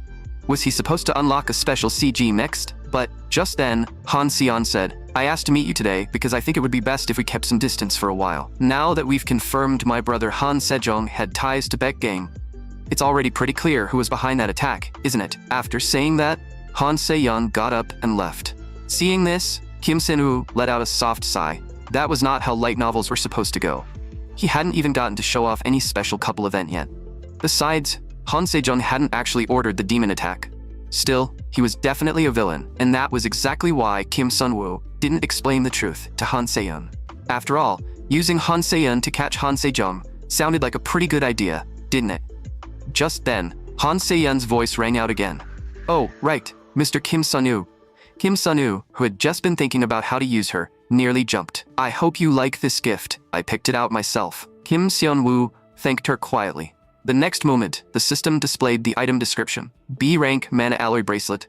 An extremely sturdy bracelet infused with mana. Durability, SS rank. Seeing such a valuable item, Kim Sun-woo was instantly delighted. It was a little disappointing that he didn't get to see a special CG. But in the next second, he froze again. System notification. Congratulations, you have gained 1,500 reward points. Meanwhile, in Ha-young's office, he looked at the information his subordinate had just delivered. His expression extremely grave. At that moment, the man who had once followed Baekgang also arrived. It's been almost 10 years, hasn't it, Chun-hye? Could this matter be related to the demon-eating society? Chun-hye answered, there are indeed some connections. But before that, there is something I'm not sure I should say. I assume you already know about my close friends, John and Baekgang, being killed. Coincidentally, there is one person connected to both incidents, and according to Baekgang's investigation before his death, that person came to this arena not long ago. So I would like to ask, Lord Ha-young, have you ever heard the name Kim Sun-woo? Ha-young was immediately shocked, because the VIP file he was holding at that very moment also had the name Kim Sun-woo written on it. Chun-hye continued, please tell me anything you know about him. I will spill his blood over my friends' graves. But as soon as he finished speaking, Chun-hye froze. Powerful mana had begun surging around Ha-young at some point. Ha-young stared coldly at Chun-hye.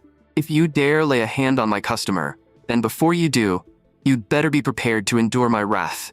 The overwhelming pressure nearly crushed the breath out of Chun-hye. He quickly said he would not touch Kim Sun-woo. Only then did the mana around Ha-young slowly fade. Now tell me, what message did you come to deliver? Chun-hye finally let out a breath of relief and said, the sacred prophet altar has delivered a prophecy. The child destined to destroy demons will awaken at 18.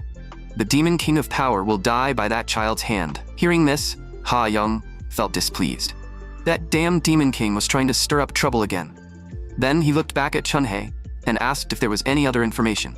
Chun-hye answered, according to the prophet altar, the prophesied child who turns 18 this year is at the Magic Military Academy. Meanwhile, back with Kim Sun-woo. Kim Sun-woo was feeling a little heavy-hearted. He hadn't expected to attract Ha-young's curiosity. Although he had gained another 1,500 reward points, this was not the right time to get involved with Ha-young. He needed to stop acting under his alternate identity for now.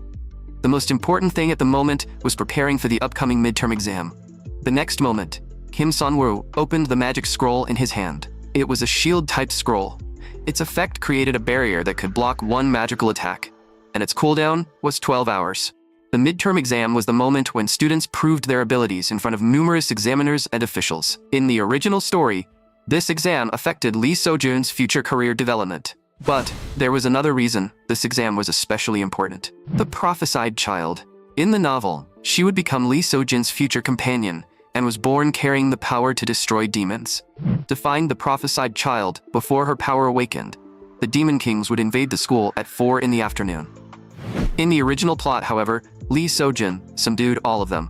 This part of the story was not large in scale, but it was an important turning point. And this time, Kim Sun-woo had to pay attention not only to Lee So-jun, but also to that prophesied child. Just then, the teacher spoke. To help you prepare properly for next week's midterm exam, I have one more announcement. The students below immediately groaned.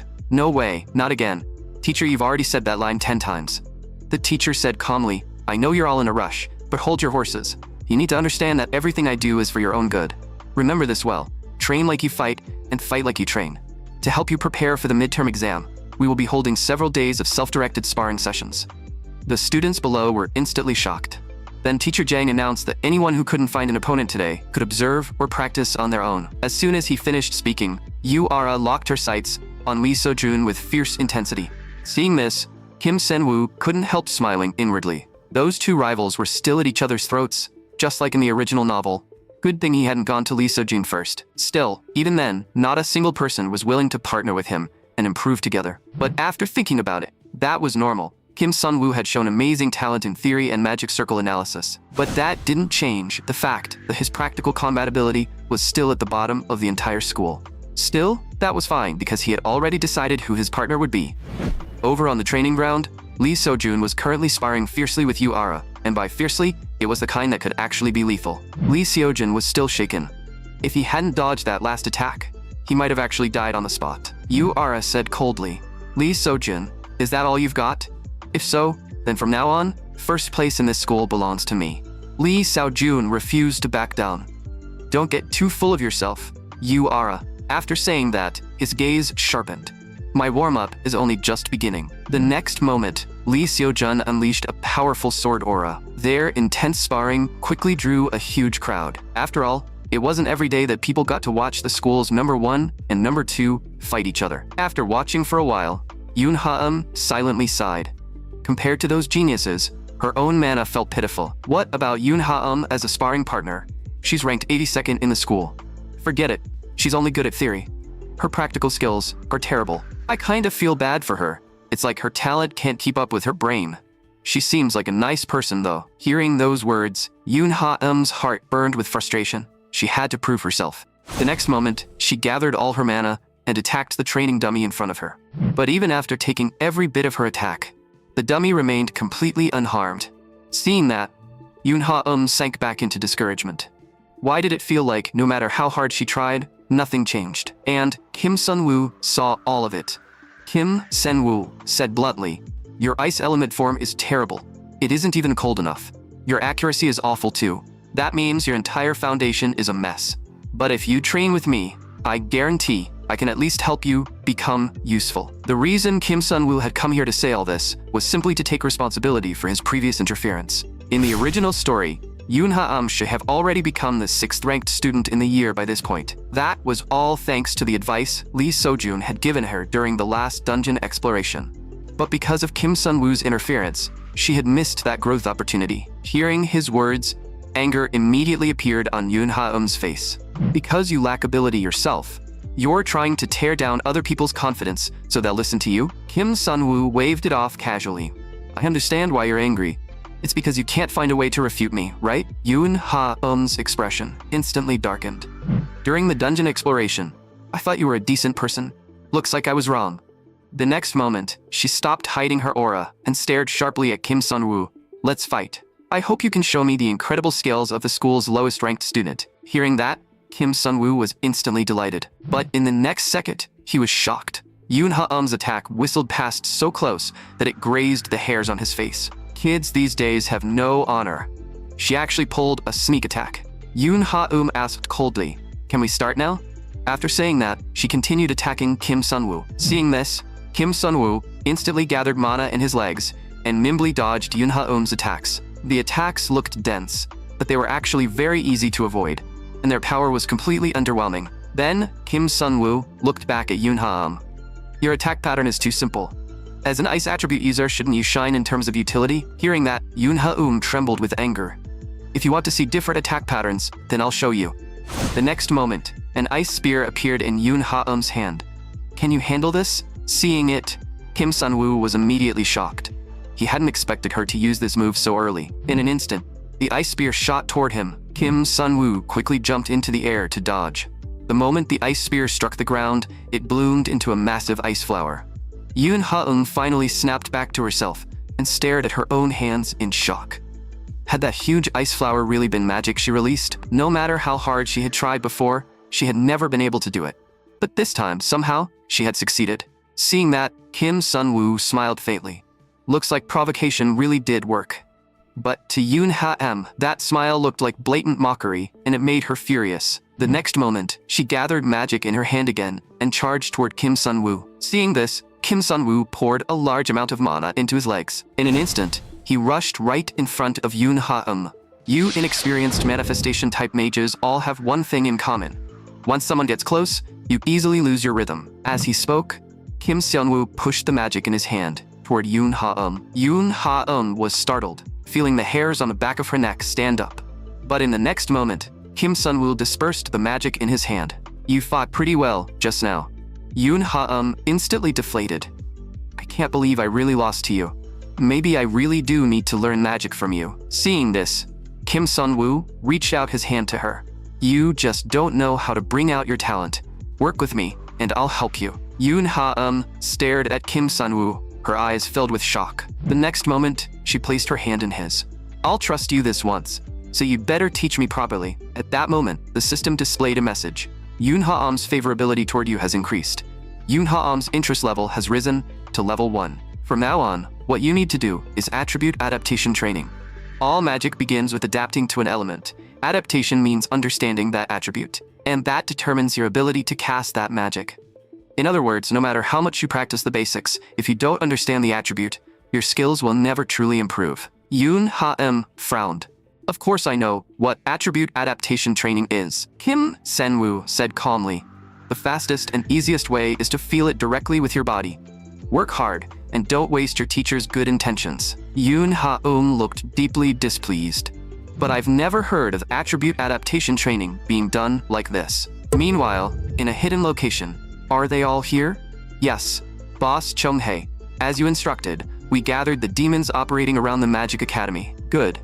Chung-hae nodded in satisfaction and stated that the infiltration operation to find the prophesied child had been scheduled for next week. Our informant inside the academy says security will be relaxed during the midterm exam. The demons were overjoyed. The time had finally come. But one of them soon asked, Boss Chung-hae, what happened with the plan to ask Lord Ha-young for help? Chung-hae said calmly. He said he has something more important to deal with, so he can't help us. The female demon was shocked. Without Lord Ha-young's help, just a few B-rank demons like us won't be able to kill the prophesied child. The white-haired demon beside her looked disdainful. It's just some kid. What's so hard about that? The female demon sighed helplessly. Relaxed security doesn't mean everything will be easy. That day, scouts from every guild will be flooding into the school. Some of them will be A-rank or even S-rank national officers. Can you handle all of that? The white-haired demon immediately fell silent. He thought to himself that he couldn't even beat an A-rank, so this woman was seriously overestimating him. Just then, Chung-hae walked over and signaled for everyone not to worry. Even without Ha-young's help, we can still succeed. The next moment, magic appeared in his hand. In an instant, it formed a massive barrier. Seeing this, the demons were delighted. With this demon barrier trapping those people inside, this operation was basically secured. Chung-hae said coldly, Exactly. When the time comes, you can cause as much chaos as you want. I will fight alongside you and kill the prophesied child at any cost. Meanwhile, Kim Sun-woo continued his instructions. First comes form, then attribute. You need to memorize that feeling with your entire body. Even without ice present, you have to imagine the shape of ice in your mind. The next moment, an ice flower appeared in Yoon Ha-em's hand. In an instant, the ice flower transformed into a spear. Yoon Ha-em was overjoyed. Teacher, I did it. I actually created an ice spear with my own power. Kim Sun-woo smiled as he watched from the side. He hadn't expected her to improve this much after only a few days of training. Teacher Kim Sun-woo, from now on I'll do whatever you say. What was with that sudden lapdog tone? Kim Sun-woo quickly changed the subject and asked if she could still handle being in there. Yoon Ha-em said seriously, Please add more ice. Although he knew she was acting tough, Kim Sun-woo still said, Hang in there a little longer, Yoon Ha-em. This is all for your growth. When she became Lee Seojin's partner and made it big in the future, she had better not forget him. But neither of them knew that everything happening right now was being watched by someone hidden in the shadows. What exactly are they doing? In an instant, an image of an honor student being bullied by the school's lowest-ranked student appeared in Se-yeon's mind. She had to report this to a teacher immediately. Just then, Teacher Lee walked over. Se-yeon quickly said, Teacher Lee Hee-young, look, that lowest-ranked student is bullying someone. Teacher Lee said calmly, They're only doing adaptation training. Se-yeon could hardly believe it. Training? She looks like she's in that much pain, and you're calling that training? Teacher Lee nodded. I've been watching them since the first day. I didn't expect Yoon Ha-eum's mana control to improve this much in such a short time. But what's truly surprising is the student who instantly understood what his friend's problem was. Se-yeon froze. You mean that lowest ranked student, senior Kim Sun-woo? Teacher Lee glanced at her. You already know him? I thought you only remembered the names of honor students. Se-yeon hurriedly explained that she wasn't close to him. Teacher Lee said, student Kim Sun-woo has great potential. Knowing him early is a wise move. Se-yeon still didn't seem convinced. Seeing that, Teacher Lee said calmly, even so, he is still the worst student in the school right now. Then how about making a bet with your teacher? Se-yeon looked at Lee Hee-young in confusion, not understanding what she meant. Let's look forward to the midterm exam. A day passed quickly. At that moment, Kim Sun-woo was staring at his status window, sweating heavily. Why did this kind of treasure have to show up exactly when he was short on points? The spatial pocket was an extremely precious item. With it, he could summon stored items anywhere. It would be useful no matter where he was. Having an item like this appear in the discount shop was a huge blessing. But why did this damn system have to put it on sale when he had no points? Kim Sun-woo forced himself to calm down. Was there any way to earn 11,500 points within 5 days? Just then, his phone rang and interrupted his thoughts. Student Kim Sun-woo, please come to the faculty office before class. Before long, Kim Sun-woo arrived at Teacher Lee's office. Yu Ara and Park In-won had also been called there. Teacher Lee said, first, congratulations to the three of you. You have been selected for the second-year special class. Kim Sun-woo was immediately shocked. The so-called special class was an advanced course designed specifically for high-potential students. Most importantly, Lee So-jun was also in the special class. If he got closer to him, wouldn't the points come rolling in? But just then, Park In-hwan stepped forward and objected to Kim Sun-woo entering the special class. I'm ranked 5th in the year, but you're putting me together with the worst student in the whole school? Yu Ara, say something too. Are you really okay with being in the same class as this trash? Hearing that, Yu Ara only sighed softly. She said calmly, whoever joins the special class has nothing to do with me. This woman was seriously annoying. No wonder she didn't have friends. Just then, Teacher Lee turned to Kim Sun-woo and asked for his opinion. Kim Sun-woo said, if he thinks this is a ranking problem, then I'll just raise my ranking. Teacher Lee nodded after hearing that. In that case, prove your ability before entering the special class.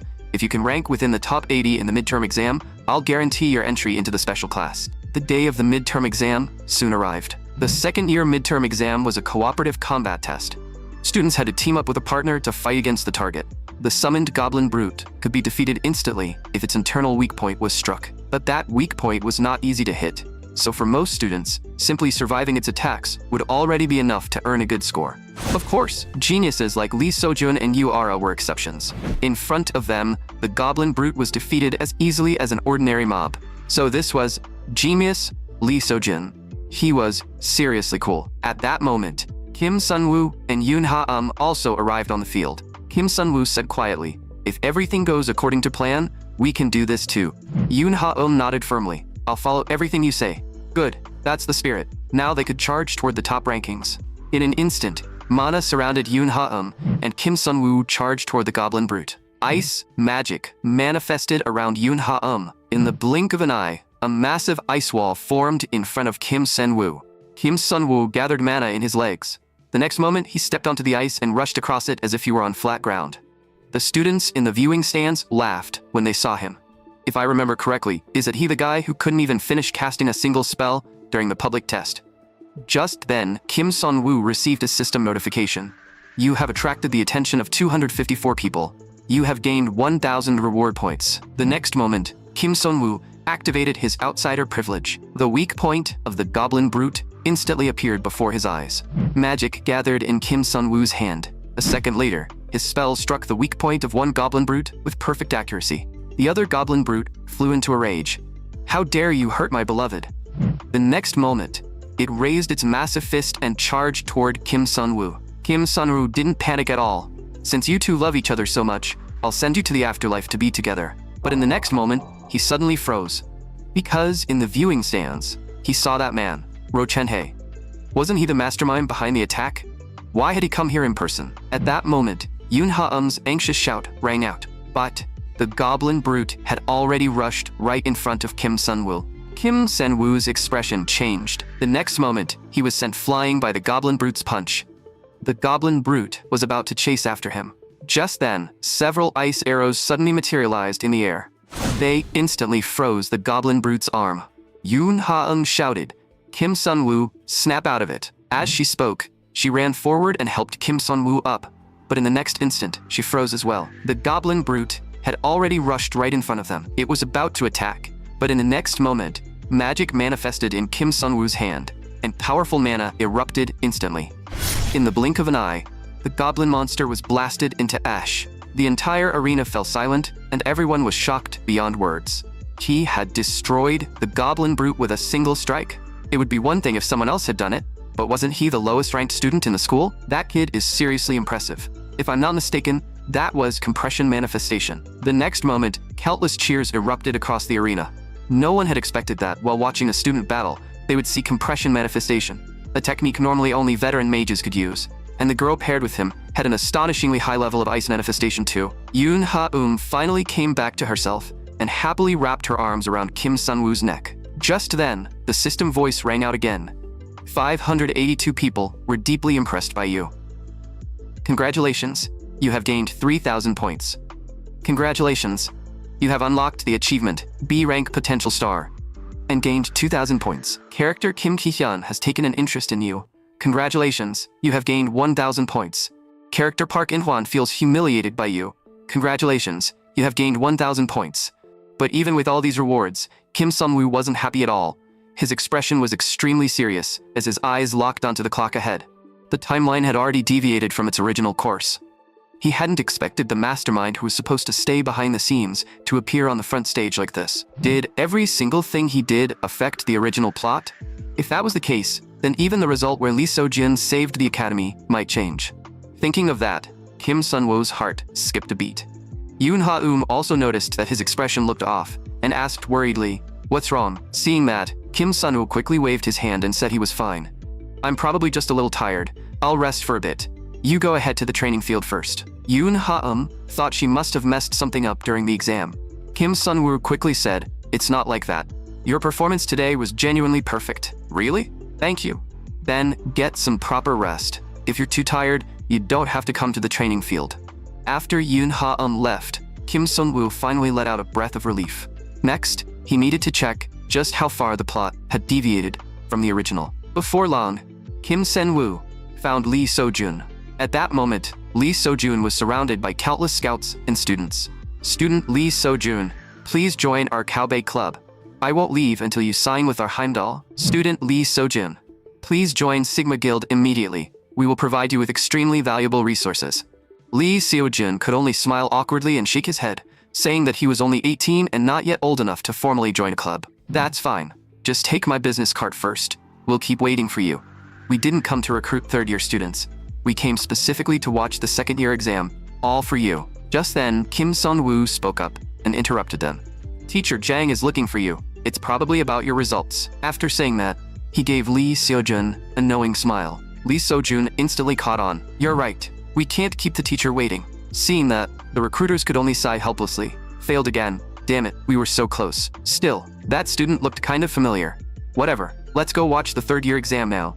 Meanwhile, Jung Hyun-ju from the Special Task Force had also arrived in the area. "Senior, just like I said, Lee So-jun's performance was pretty good, right?" Kim Yoon-jung, captain of the Special Task Force, nodded after hearing that. He was indeed decent, worthy of being the third disciple of Chairman Kim Jung-chul, master of the strongest mage guild. But he's still very immature and severely lacking in real combat experience. "Senior, are you already considering him as a candidate for the Special Task Force? We're only here to evaluate graduates." "I know, but then why did you come along too?" "Don't sweat the details, Senior. I don't think I've properly told you about the Han River demon incident yet, have I? If Kim Sun-woo was the one who fought that demon back then he may actually have the real combat experience you mentioned." "Speaking of experience, what did you think of the last student?" "You mean student Kim Sen-will? His combat awareness is extremely strong." "But that doesn't make sense. The ability to instantly identify a weak point like that can only come from experience." At that point, Jung Hyun-ju suddenly froze. What was she even saying? Where would an 18-year-old kid get that kind of experience? Thinking about it carefully, it really was strange. Lee So-jun had also said before that the two of them felt similar. And how could an 18-year-old use an advanced technique like compressed mana? Kim Sen-woo, just who are you? Meanwhile, over at the training field, Lee So-jin let out a breath of relief. Thanks.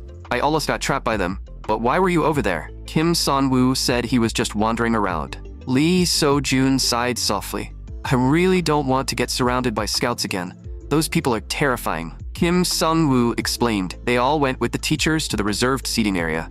Their entrance is different from ours, so they probably won't run into us. Hearing that, Lee So-jun finally relaxed. Thanks, San-woo.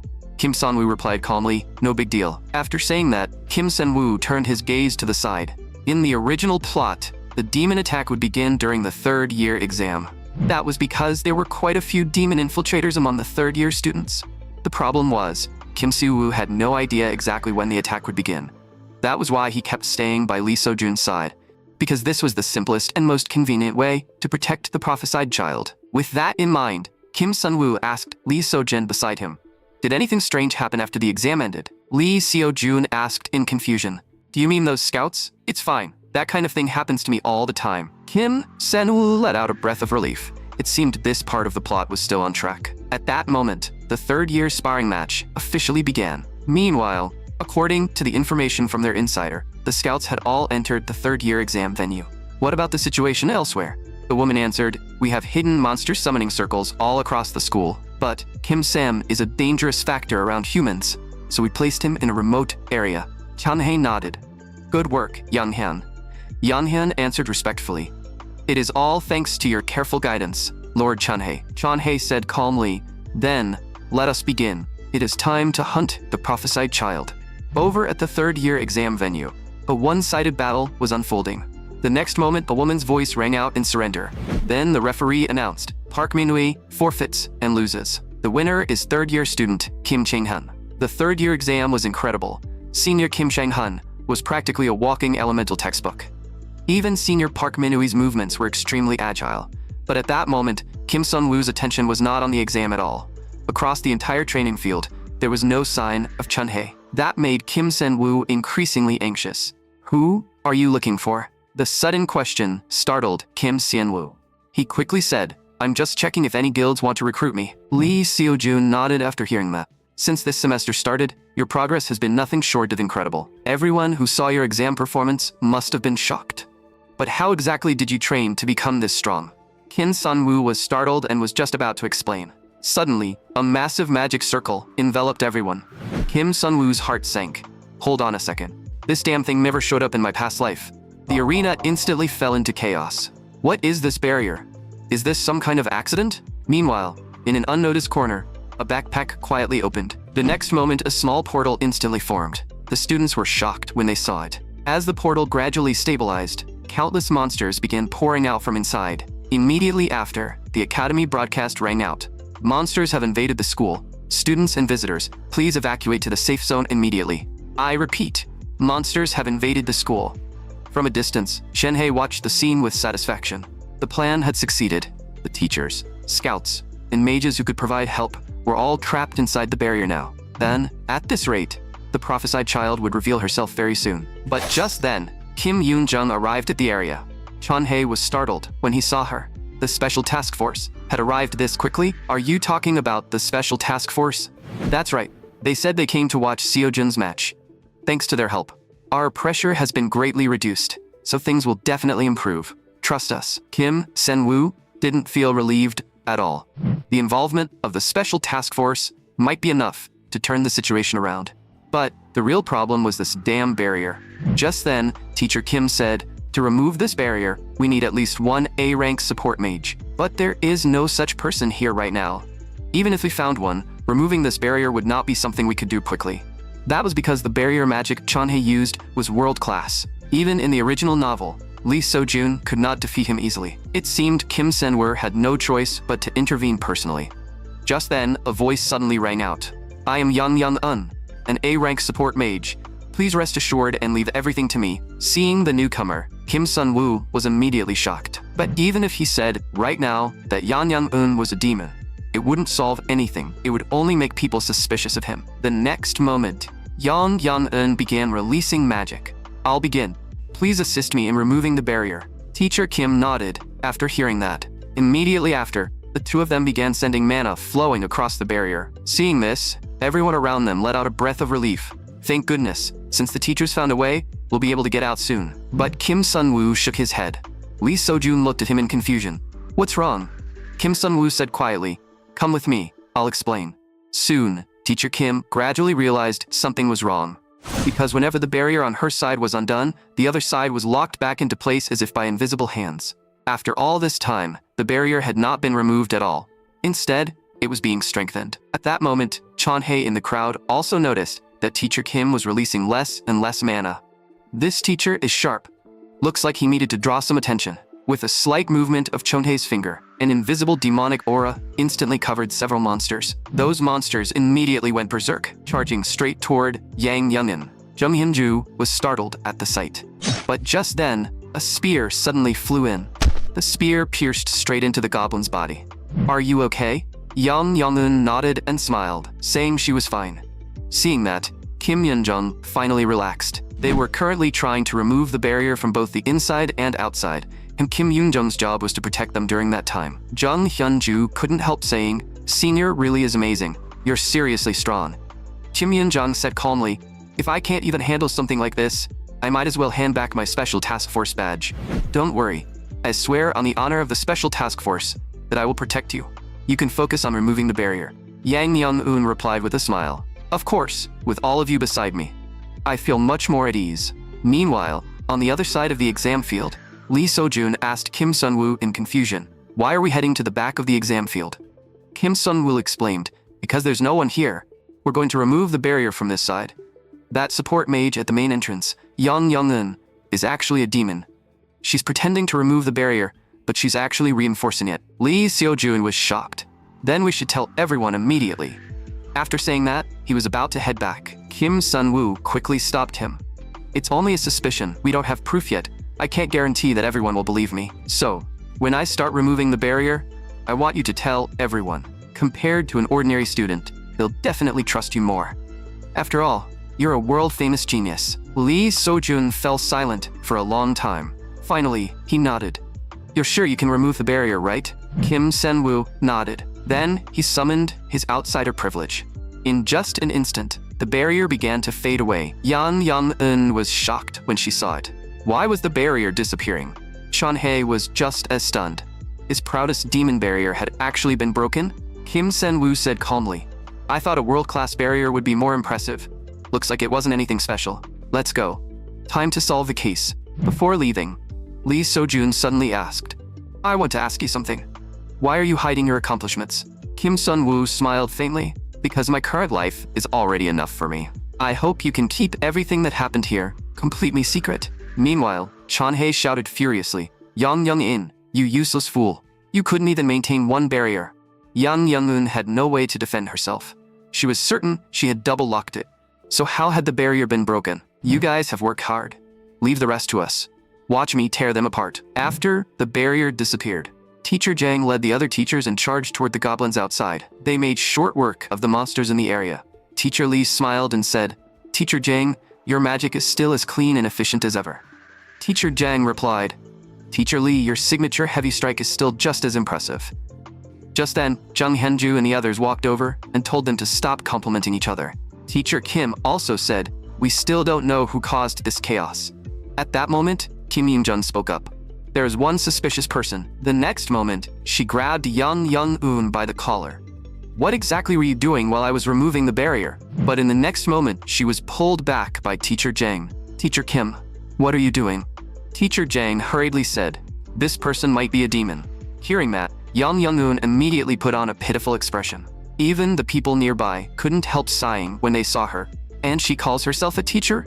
She's actually accusing someone who just helped us. Yang Young-eun said in an aggrieved voice, I only took more time because I had to compensate for your extremely poor skill level. How can you falsely accuse me of being a demon? Teacher Kim's expression changed. You're calling that a false accusation? Just then, Lee So-jun spoke.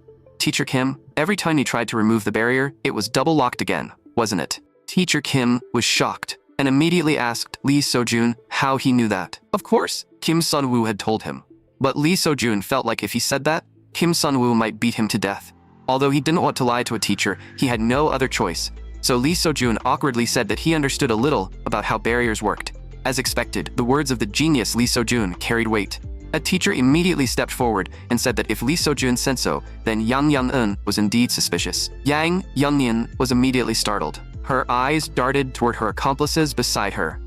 Just then, powerful demonic energy suddenly erupted from Chunhae's body. He said coldly, "Continue what you're supposed to do." But that demonic energy was quickly detected by Kim Do-kyun nearby. Such powerful demonic energy. This man must be the mastermind. The two immediately launched an attack at Chunhae, but in the blink of an eye, Chunhae vanished before them. Seeing this, Yang Yang-eun sneered. "In that case, let's continue doing what we came here to do." As soon as she finished speaking, the demons in the arena went berserk. Then, Yang Yang-eun turned her gaze to Lee Sojun. "You damn brat, you ruined my plan." But in the next instant, her head was sent flying into the air. Lee Sojun said coldly, "Mess with me? You picked the wrong guy." Kim Do-kyun was speechless. This kid was getting way too good at acting cool. The berserk demons were suppressed by the teachers before they could truly cause chaos. Even the teachers couldn't help wondering if these demons had something wrong with their brains. If they were sane, why would they try something like this at the Magic Military Academy, a place filled with the most elite mages, after everything was handled? Kim Do-kyun also walked up to Lee Sojun. The moment Lee Sojun saw him, his back instantly straightened, dropping the cool act entirely. Kim Do-kyun said calmly, "No need to be so tense, Sojun. It's been a year since we last met. After this is over, go claim your reward for subduing the demons." Lee Sojun nodded respectfully. Still, where exactly did Sen-woo go? Meanwhile, in another corner of the campus, Ara, I heard you're the second-ranked student in the second year at the Magic Military Academy. But honestly, I'm disappointed. I didn't expect the so-called genius, rumored to rival Lee Seo-jun, to be this unimpressive. Or is that burden beside you, stopping you from showing your true ability? Just then, Ara whispered to Yoon Ha-um, "Find a chance to run. I'll deal with this annoying bastard myself." After saying that, Ara attacked Kim Sam, but Kim Sam showed no fear at all and charged straight toward her. Too weak, far too weak. Is this all second place can do? In an instant, Kim Sam rushed right in front of Ara. "Looks like you're not the one I'm looking for, but high-quality mana still flows in your blood. How irresistible. Now, let's end this little farce." Just then, several ice spears suddenly shot toward Kim Sam's arm. Kim Sam turned his head in confusion. "You little brat, are you looking down on me?" Yoon Ha-um shouted angrily. "You demon, let Ara go." Kim Sam laughed after hearing that. "Your friendship is truly touching. But with your pathetic skills, do you really think you can hurt me?" As he spoke, Kim Sam prepared to attack Yoon Ha-um. Yoon Ha-um was terrified. Even Ara had lost to him. How could she possibly win? But she couldn't abandon the friend who had protected her just to save herself. The next moment, a huge amount of mana gathered in her hand. In an instant, that mana pierced straight through demon Kim Sam's arm. Kim Sam was shocked. The wound wasn't healing? This was the power only the prophesied child possessed. Yoon Ha-um was just as stunned. Why had her mana attribute suddenly changed? But in the next moment, she collapsed from mana exhaustion. Seeing that, a sick smile spread across Kim Sam's face. "The heavens are truly smiling upon me. They really are. I can't believe I actually found the prophesied child. Now, let me taste how the blood of the prophesied child differs from other mages." Just then, Kim Sun-woo arrived and interrupted Kim Sam, who was about to cast a spell. "The prophesied child is an important companion to Lee Sojun, so I can't let you do that. The only one dying here today is you." Kim Sam's expression darkened. "Where did this brat come from? This battle has nothing to do with you. Stay out of my way." As he spoke, Kim Sam launched a mana blast at Kim Sun-woo. But the attack was completely blocked by the shield Kim Sun-woo had prepared in advance. Then, Kim Sun-woo controlled his mana and sent it crashing toward Kim Sam. Kim Sam was instantly knocked to the ground. His face was filled with disbelief. How could a child possess this much mana? Kim Sun-woo said calmly, "I may look young, but I've got an old soul." Kim Sam froze. "What kind of nonsense is that? Wait, that doesn't matter. Let's talk this out." As he spoke, Kim Sam glanced toward Yoon Ha-um beside them. The prophesied child was lying there quietly. He still had a chance, as long as he could obtain her blood. With that thought, Kim Sam immediately charged toward Yoon Ha-um. But in the next moment, his head was sliced clean off by Kim Seon-woo's magic. Just then, the system displayed a notification. Successfully subdued B-rank villain Kim Sam. Causality has increased by 0.4. Achievement obtained. Savior, you have gained 3,000 reward points. A satisfied smile instantly spread across Kim Sun-woo's face. All that work finally hadn't been for nothing. Then he turned his gaze to Yoon Ha-um, who was lying on the ground. It was not yet time for her to awaken. Only by letting the demons who saw the prophesied child as their natural enemy continue targeting the academy could she and Lee Seo-jun grow even better from this. Thinking that, Kim Sun-woo turned his gaze to Yu-ara beside her.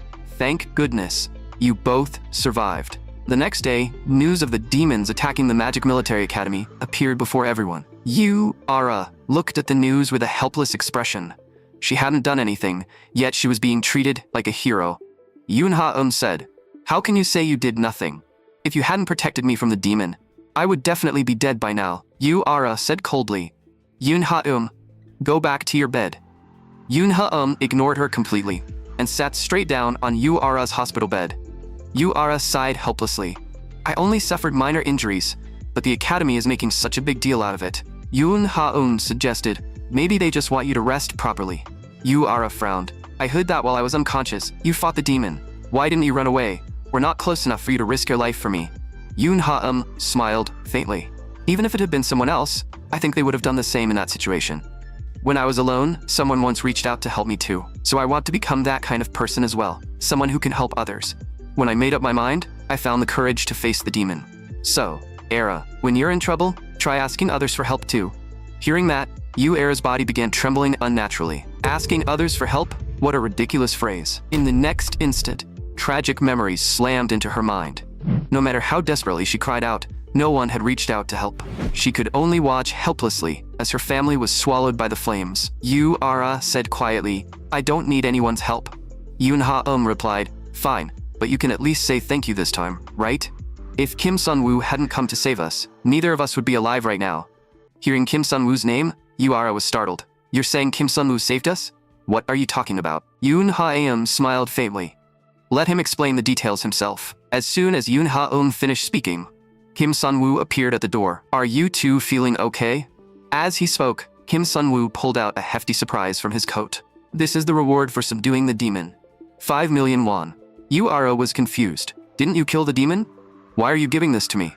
Kim Sun-woo explained. "Because by the time I arrived, the demon was already almost finished. That was all thanks to your firepower earlier and Yoon Ha-um's support. It really was an intense battle. I only landed the final hit." Yu-ara was silent for a moment, then said, "Thank you for the gesture, but no. I'd feel uncomfortable accepting money I only got because someone else helped me. You and Yoon Ha-um can split the 5 million won. And thank you for saving me." After saying that, Yu-ara pulled the bed curtain shut and turned away. Kim Sun-woo was completely confused. He had planned to use this chance to score some quick friendship points with Yu-ara. Had he been too impatient? But just then, the system displayed a notification. "Character Yu-ara's interest in you has increased. Character Yu-ara's interest level is now level 1. You have gained 2,000 reward points." Yoon Ha-um also said from the side, "Don't mind her. Acting like that probably just means she's embarrassed." Kim Sun-woo nodded. After all, the affection window was right there in front of him. Then he summoned the reality discount window. Finally, he could buy that sweet piece of gear. As for Yu-ara, she knew very well that Kim Sun-woo was lying. When she passed out, the demon had been nowhere near death. This guy was neither purely attack type nor purely support type. Yet he had shown tremendous talent in every area, almost as if he had suddenly become a genius. And Yoon Ha-um, who had always ranked near the bottom, had also displayed an impressive level of manifestation ability. Apparently, it was all thanks to Kim Sun-woo's help. Why would someone with that kind of ability choose to live quietly? He was at the age where young people loved showing off more than anything, yet he chose to hide his strength. Could it be that Kim Sun-woo's family had also been hurt by those people? Was that why he hid his power and kept growing stronger in the shadows? At that moment, Yu-ara felt like she understood. That had to be it. Back with Kim Sun-woo, he looked at Yoon Ha-um and asked, "You didn't tell anyone about that matter, right?" Yoon Ha-um said she had not told anyone about the power she awakened while fighting the demon. "Like you said, drawing too much attention would make training difficult. More importantly, I want to study this power myself. The power that can defeat demons." Hearing that, Kim Sun-woo finally relaxed. Compared to the original plot, Yoon Ha-um had awakened her demon-slaying power about a month early. Right now, she still lacked experience and strength. To make sure she could help Lee Seo-jun in the future battle against the Demon King and become a stable companion, Kim Sun-woo said, "From now on, I'll prepare a training plan for you. If there's anything you're curious about, you can ask me." Yoon Ha-eum immediately looked miserable. Actually, there's one thing I'm curious about. I heard that after the barrier was removed, you ran straight to the training field. Was it because of me? During the midterm exam and this attack, you kept caring about me so much. Does that mean Kim Sun-woo, you? Kim Sun-woo was instantly startled. What was with this sudden light novel rom-com cliché? The next moment, he hurriedly grabbed Yoon Ha-eum's wrist. He quickly explained, "It's not what you're thinking. During the midterm exam, I just thought you had potential. As for the demon incident, I only rushed over because I saw the explosion." Hearing that, Yoon Ha-eum's heart sank. So she had been overthinking it. Kim Sun-woo cautiously asked, "Wait, do you have some other kind of feelings for me?" Yoon Ha-eum immediately shot it down. "Nonsense. How could I possibly have feelings like that for you?" Seeing that Yoon Ha-eum had been successfully redirected, Kim Sun-woo finally let out a breath of relief. Yoon Ha-eum had always been the innocent and cheerful type, so it was expected that she might develop affection for him. But now was not the time. She needed to stay where she was supposed to be. Just then, Yoon Ha-eum said, "You're right. I shouldn't have misunderstood." As she spoke, she handed a thick stack of cash to Kim Sun-woo. "This is my tuition fee. We can keep working together from now on, right, teacher?" Seeing that thick stack of cash, Kim Sun-woo's eyes lit up with burning motivation. "I will definitely train you properly." Just then, a phone ringtone interrupted Kim Sun-woo. When he saw the message, he was immediately stunned. Why was money being deposited into his account? "Lee So-jun, you innocent-looking bastard. I can't believe you learned how to pull a fast one too." Another day soon passed. After the midterm exam ended, Kim Sun-woo met Teacher Lee's condition and successfully entered the special class. The best talents from each year of the Magic Military Academy had all gathered there. When Lee So-jun saw Kim Sun-woo arrive, he quickly greeted him. Just then, a large hand suddenly landed on Kim Sun-woo's shoulder. "Don't tell me you think that just because you landed the final hit on a half-dead demon, you can stand on equal footing with us," Kim Sun-woo said calmly. "I entered because I met Teacher Lee's condition. If you have a problem with that, take it up with Teacher Lee." The other person sneered. "Looks like you still don't understand the situation. Do I need to drag you out?" Just then, Lee Seo-jun also stepped forward. "Park In-hwan, I suggest you behave yourself." Park In-hwan brushed him off completely. "Before you defend him, do you know how much this bastard dragged down our class average?" At that moment, URS spoke up. "Kim Sun-woo ranked 19th on the midterm exam. If we don't count the entrance test, he's quite a bit stronger than you. So I think the one dragging down the level here is you, Park In-hwan." Park In-hwan hadn't expected even Yu-era to speak up for Kim Sun-woo, and his anger immediately flared. "Looks like all of you care a lot about this failure." The next moment, he raised his massive fist and swung it at Kim Sun-woo. But Kim Sun-woo easily caught his fist. Park In-hwan was shocked. How was this guy's grip so strong? His arm was trapped in Kim Sun-woo's hand, and he couldn't break free at all. The next moment, he tried to summon the mana inside his body. But before his mana could rise, he took a solid punch to the face from Jung Hyun-ju. Then she followed up with a kick, knocking Park In-hwan out cold on the spot. The surrounding students were completely dumbfounded. Jung Hyun-ju, however, looked at Kim Sun-woo and said, "Are you okay, student Kim Sun-woo? I thoroughly enjoyed watching your midterm exam." Kim Sun-woo immediately thanked her. But shouldn't they wake Park In-hwan up first? The reason Jung Hyun-ju had come here was actually simple. The demons who had previously been hiding separately had teamed up to attack the Magic Military Academy. Unless there was an order from a demon king, demons usually acted alone. Jung Hyun-ju also found it strange that they had infiltrated the school so easily. Kim Do-hyun strongly agreed with that. That was why he needed Jung Hyun-ju to go to the school, cooperate with the academy, and figure out the demon's objective, as well as the insider hidden within the academy.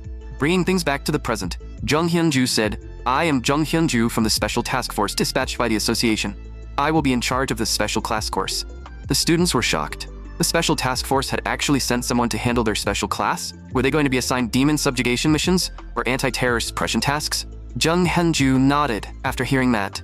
"However, we won't throw rookies like you directly into real combat. Starting now, under my guidance, you will search an area where monsters have appeared. It is filled with danger, so if you find anything suspicious, report it to me immediately." Of course, most of that was just meant to scare them. The place was not actually a dangerous area, but a secret training ground belonging to the Special Task Force. Although there was an underground maze there, it had already been completely cleared. They could also precisely locate suspicious individuals through monitoring magic circles installed throughout the area. The reason the Special Task Force was doing this was that compared to other students, the students in this special class had more freedom of movement, and the insider was likely hiding among them. That was probably Jung Hunju's reasoning. Unfortunately, they were looking in completely the wrong direction. There was indeed a demon insider inside the school, but that person was extremely cunning and would be lying low for quite some time. Right now, the most important thing was helping Lee Sojun obtain an S-rank item, clearing the hidden stage inside the dungeon, and assisting Chae Se-yeon. So, who would partner with Lee Sojun during this special class activity? Care to make a bet? Just then, Jung Hyunju lightly tapped the floor with the tip of her sword. After every student's attention was focused on her, she slowly said, "Next, teams will be formed in pairs through a lottery draw." This time, Kim Sen-woo smiled faintly. He was definitely going to make the plot follow the original story. He had no idea why there was suddenly a lottery draw this time, but surely there wouldn't be any major variables, right? But in the next second, Kim Sun-woo froze. Who am I? Where am I? What is happening? And why was Choi Se-yeon, the first-year prodigy, standing beside him? The variable had really happened. Choi Se-yeon looked at the dejected Kim Sun-woo beside her, feeling deeply offended. Was being paired with her really that disappointing? No matter how anyone looked at it, she was still the first-year prodigy. Everyone else clearly wanted to get close to her. No, senior Lee Sojun was the same too. So what right did this man have to be dissatisfied with her? Before Choi Se-yeon could finish complaining in her heart, Kim Sun-woo had already started walking ahead. The surrounding students nearly cried at the sight. This damn bottom feeder had actually taken the adorable Se-yeon Jr. for himself. They wanted a warm little date with a cute junior too. Lee Sojun felt that they were probably exaggerating. This was just a training session. Yu-ara also thought these men were pathetic, but the surrounding students insisted that they didn't understand. This was Chae Se-yeon, a young lady from one of the 5 great families, beautiful, talented, and kind to others. Back when she smiled at them for the first time, they had already started thinking about where to buy their shared grave plots. But wasn't there another young lady from a prestigious family right here? No, she was different from Yu-ara. Our Se-yeon is the absolute best in the world. And now, that perfect Se-yeon was standing beside some random senior who had come out of nowhere. They were truly jealous of Kim Sun-woo. As for Kim Sun-woo, the two of them walked without saying a single word. When had the world's best Choi Se-yeon ever suffered this kind of treatment? She looked at Kim Sun-woo's back, growing more and more suspicious. Not only was this person close to Lee Sojun, the rising star and #1 student in the school, but he had also entered the special class. At that moment, Choi Se-yeon felt that Kim Sun-woo was covered in layers of mystery and was extremely suspicious. Just then, Kim Sun-woo's system displayed a notification. Character Choi Se-yeon has become curious about you. You have gained 500 reward points. Feeling like Choi Se-yeon's gaze was about to bore a hole through the back of his head, Kim Sun-woo broke the silence first. "I think something's going on over there. Want to check it out?" Choi Se-yeon smiled faintly and nodded. Finally, he couldn't hold back anymore. Actually trying to play hard to get like a kid. "Then let's work well together from here on, senior." In the original story, Choi Se-yeon had also used this harmless-looking expression to successfully slip into Lee Sojun's team. Could Kim Sun-woo use her as bait to draw Lee Sojun over and get the plot back on track? Just then, Choi Se-yeon spoke again. "You really surprised me. You used to be like that, yet now you've entered the special talent class." Kim Sun-woo thought this girl really didn't know how to make conversation. Then Choi Se-yeon continued. "Actually, you don't need to push yourself this hard.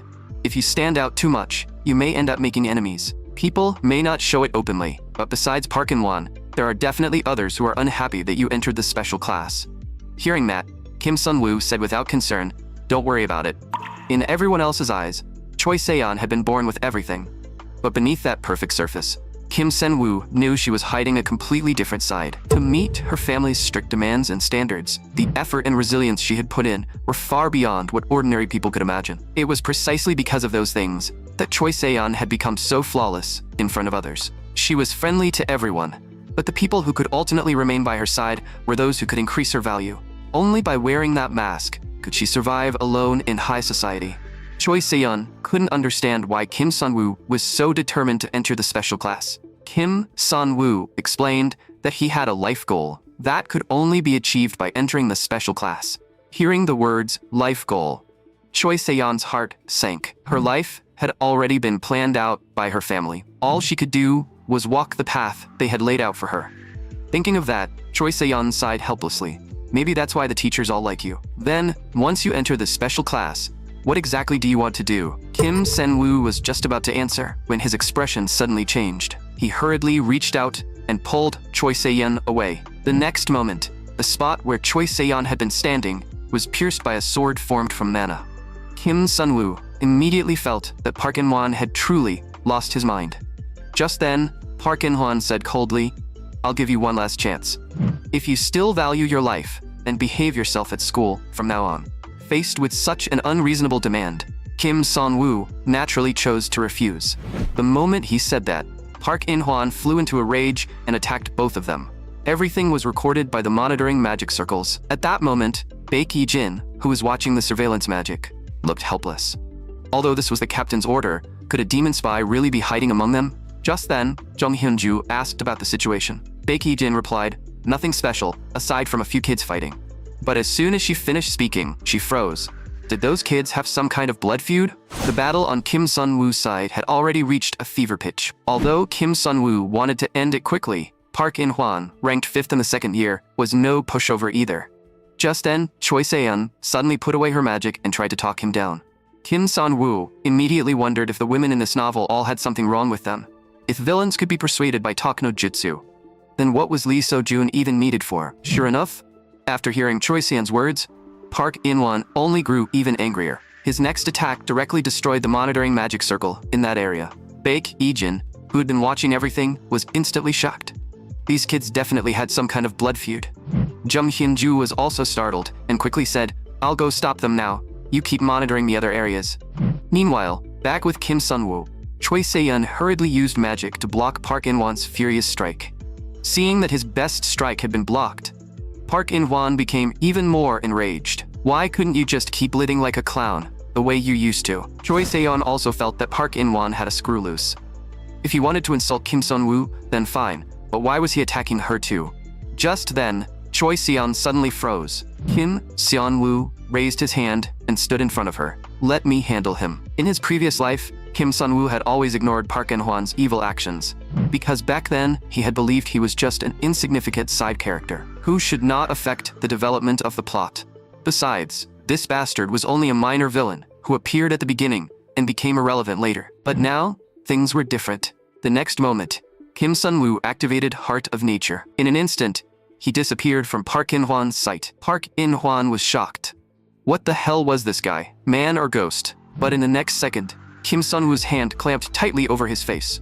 The worst thing he did was drag someone else into this. After saying that, Kim Sun-woo slammed Park In-hwan into the ground. The tremendous force cracked the floor, yet Park In-hwan's head somehow remained unharmed. At that moment, Park In-hwan was both shocked and terrified. Since when had this guy become so strong? Kim Sun-woo only stared at him coldly.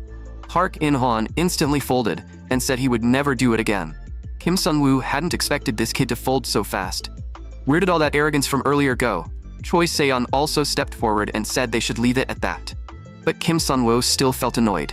He grabbed Park In-hwan by the hair. "If you ever show up in front of me again, I'll kill you." Park In-hwan hurriedly nodded. Then he asked carefully, "Can you promise not to tell anyone what happened here?" After receiving Kim Sun-woo's confirmation, Park In-hwan immediately bolted.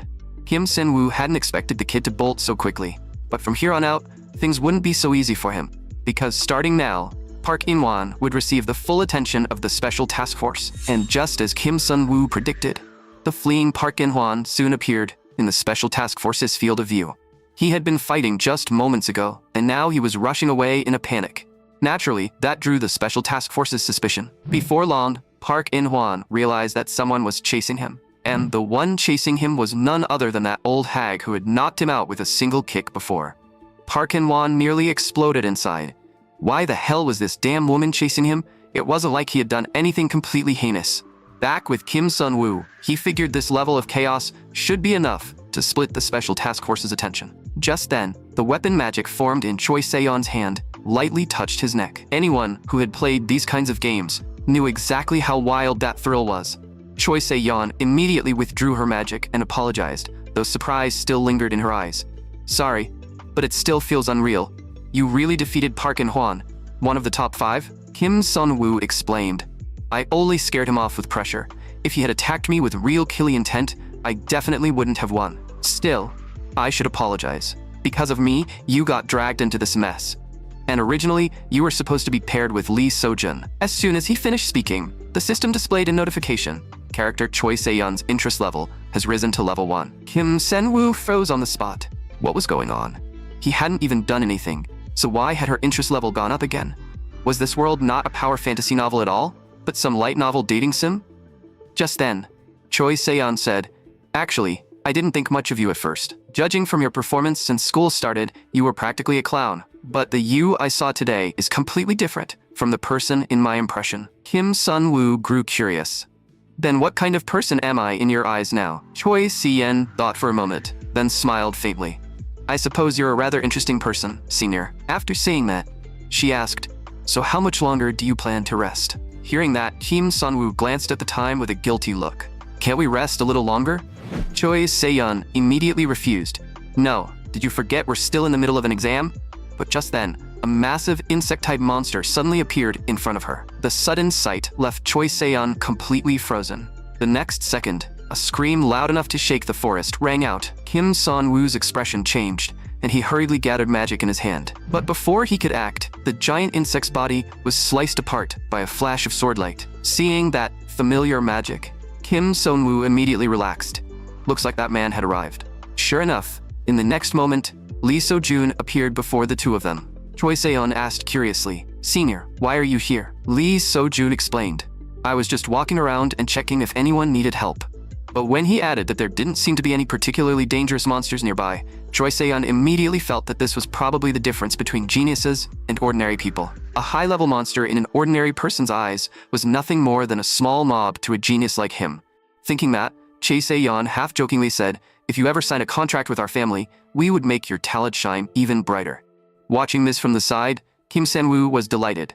The location and the people were both perfect now. It was time to get the main plot back on track. All the effort he had spent planning this route hadn't gone to waste. Thinking that, Kim Sun-woo couldn't help wondering if he actually was a genius. In that case, it was time to show off his genius-level observation skills. The next moment, Kim Sun-woo pretended to panic and pointed to the side. Hearing him, the two looked over in confusion. "Why is there light coming from that cave?" Kim Sun-woo said with a serious face, "I'm really curious.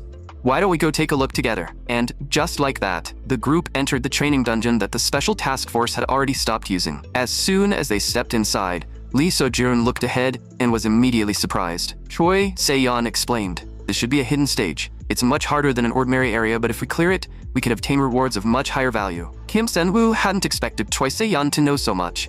As expected of someone raised by a great family, the hidden floor of the trial tower that he had cleared before was also a hidden stage. And this place before them was one too. In the original story, Lee So-jun and Choi Se-yeon worked together here to defeat the boss. This part of the story was originally about Lee So-jun clearing the hidden stage and receiving an F-rank weapon. But the weapon itself was not the truly important part. What mattered was the press conference afterward. That press conference helped Choi Se-yeon's mindset grow and allowed her to truly become a companion Lee So-jun could rely on. Thinking of that, Kim Sun-woo felt deeply satisfied.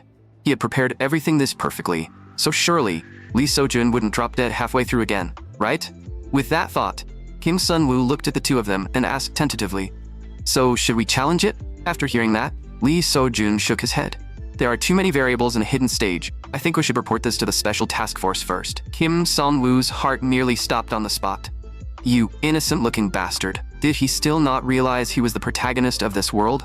Just then, the two who had been bickering suddenly froze at the same time. Choi Se-yeon had somehow been possessed by a water phantom witch. In the next moment, she launched an attack at them. When the shockwave of the attack dispersed, the monster vanished from the area as well, leaving behind only a portal that led to who knew where. As Kim Sun-woo stepped forward, Lee So-jun held him back, insisting that reporting it to the special task force was still the safest bet. Kim Sun-woo explained, "We don't have time. That monster can absorb mana. If we don't move right now, Choi Se-yeon might get drained dry." Hearing that, Lee So-jun immediately tightened his grip on his sword. It seemed there was no other choice. "Then let's go save our teammate right now." Meanwhile, the fleeing Park In-hwan was finally caught by Jung Hyun-ju. Park In-hwan had no idea what was going on. Why had the special task force suddenly targeted him? Did that kid have connections like this too? Just then, Jung Hyun-ju coldly asked him why he had run away earlier. The moment Park In-hwan heard that, the image of himself kneeling and begging for mercy flashed through his mind. He panicked instantly and gritted his teeth. "Even if I die, I won't say a word." Jung Hyun-ju's expression turned cold. "Looks like you still refuse to come clean. I was going to let you off easy since you're a student. but now I'm placing you under arrest on suspicion of colluding with demons." Park In-hwan was completely baffled. He understood every word in colluding with demons, so why did the phrase feel so utterly foreign when put together? Just then, Jung Hyun-ju's earpiece suddenly crackled to life. "Emergency, senior. 3 students have entered the dungeon." Jung Hyun-ju told the other end not to panic. "That dungeon was already cleared by us, wasn't it?" But the voice immediately replied, "But we just confirmed signs of a hidden stage inside that dungeon." By now, Kim Sun-woo had already led Lee So-jun into the hidden dungeon. And with that, the two began their rescue mission for Choi Si-yeon. But the moment Lee So-jun stepped through the portal, the brutal environment made him shiver violently. It felt like his entire body was about to freeze solid. Kim Sen-woo looked around and frowned. "Looks like it absorbed Choi Se-yeon's mana attribute and altered the environment here. At this rate, we'll freeze to death before we even find her." The next moment, Kim Sun-woo pulled out a leather coat and draped it over Lee So-jun's shoulders. Lee So-jun hadn't expected Kim Sun-woo to have such a considerate side, and for a moment, he was genuinely touched, but he quickly grew confused again. "Where did you even pull this thing from?" Kim Sun-woo calmly explained, "Because I have a spatial pocket." Lee So-jun froze the moment he heard that. "A spatial pocket? That's a rare item worth hundreds of millions of gold. You actually own something like that?" Kim Sun-woo casually explained, "I bought some stocks before and made a little money, but I'm not giving you the ticker." Just then, Choi Se-yeon appeared before them. Lee So-jun was instantly relieved and stepped forward, ready to take her out. But Kim Sun-woo didn't hesitate for even a second. He immediately fired a spell at Choi Se-yeon. Even the witch hadn't expected this kid to react so quickly. Still, speed alone meant nothing. As she spoke, the witch controlled Choi Se-yeon's body and attacked the two of them. But Lee So-jun blocked the strike with ease. Kim Sen-woo had already expected this. Lee So-jun's mana attribute naturally countered the witch's mana attribute. The problem was that as long as the witch continued controlling Choi Se-yeon's body, Lee So-jun could only defend. On top of that, the witch switched between offense and defense extremely quickly, while also using Choi Se-yeon's ice attribute mana to sync with the environment. The witch sneered. "Now you have nowhere left to run, do you?" As soon as she finished speaking, she attacked them again. But even her fierce assault was easily dodged by Lee So-jun. A moment later, Lee So-jun retreated beside Kim Sun-woo and asked quietly, "What now? You have a plan, right?" Kim Sen-woo nodded without hesitation. "As long as we find the witch's true body, everything becomes simple." But when they looked around, all they could see was blinding white. Finding the witch's true body in a place like this was easier said than done. In the original plot, Lee So-jun had practically swept through the entire area before finally defeating the witch. Meanwhile, Park In-hwan finally cracked under the accusation of being a demon spy and honestly told Jung Hyun-ju everything that had happened. Jung Hyun-ju hadn't expected this to be a misunderstanding caused by a fight between students. Still, she pressed him. "So those students entering that place really had nothing to do with you?" Park In-hwan nodded desperately and insisted that he truly knew nothing, let alone anything about demons. In that case, the hidden stage really did seem to be an accidental trigger. Jung Hyun-ju said in a low voice, "First, let's see if we can open the entrance from the outside. Otherwise, all we can do is pray they clear the hidden stage successfully."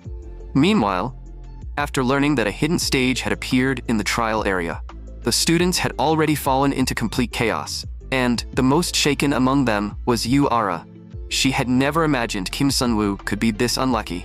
He had only joined an ordinary exam, yet somehow ended up stumbling into a hidden stage. She still had so many things she wanted to ask him. So that guy had better not die in there. Back with Kim Sen-woo. At that moment, Kim Sun-woo was saying to Lee So-jun, "You can do it. In this place you can unleash your power as much as you want. If you keep hiding your strength, Choi Se-yeon might really die." Lee So-jun hadn't expected Kim Sun-woo to see through the power he had been hiding all this time. He had always been extremely careful whenever he used his strength. This man wasn't just considerate. His observation skills were terrifyingly sharp too. Some lucky girl is going to hit the jackpot with him in the future. With that thought, Lee So-jun tightened his grip on his sword. "Then, let's go all out." The witch laughed after hearing them. "Two arrogant human brats dared to talk big in front of me." But in the next second, she could no longer laugh. Lee So-jun had decided to stop hiding. He fully released the power inside him and even threw in a show-off line. "I didn't want to do this, but since you left me no choice, I can only answer my friend's expectations." The witch's expression changed instantly. Could a human really possess this much light attribute mana? What shocked her even more was that Kim Sun-woo was telling Lee So-jun to blow up the entire dungeon. If that much light attribute mana exploded, her true body might not even leave ashes behind. Realizing that, the witch could no longer stay hidden and hurriedly returned to her true body. "You despicable humans. I won't let you destroy my lair." Kim Sun-woo laughed after hearing that. "You already left Choi Se-yeon's body. Do you really think you're still going to survive?" The witch seemed to finally realize something, and her expression changed instantly. Why had she not noticed such a simple trap earlier? It was almost as if something had forcibly nerfed her intelligence.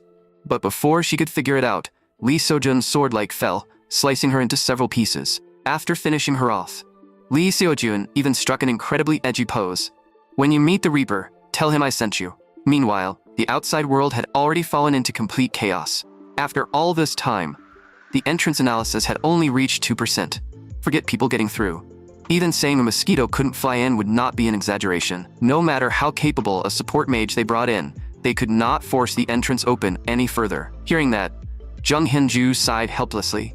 At this point, she had to step forward and take responsibility as an adult. But the person on the other end of the call was not anxious at all.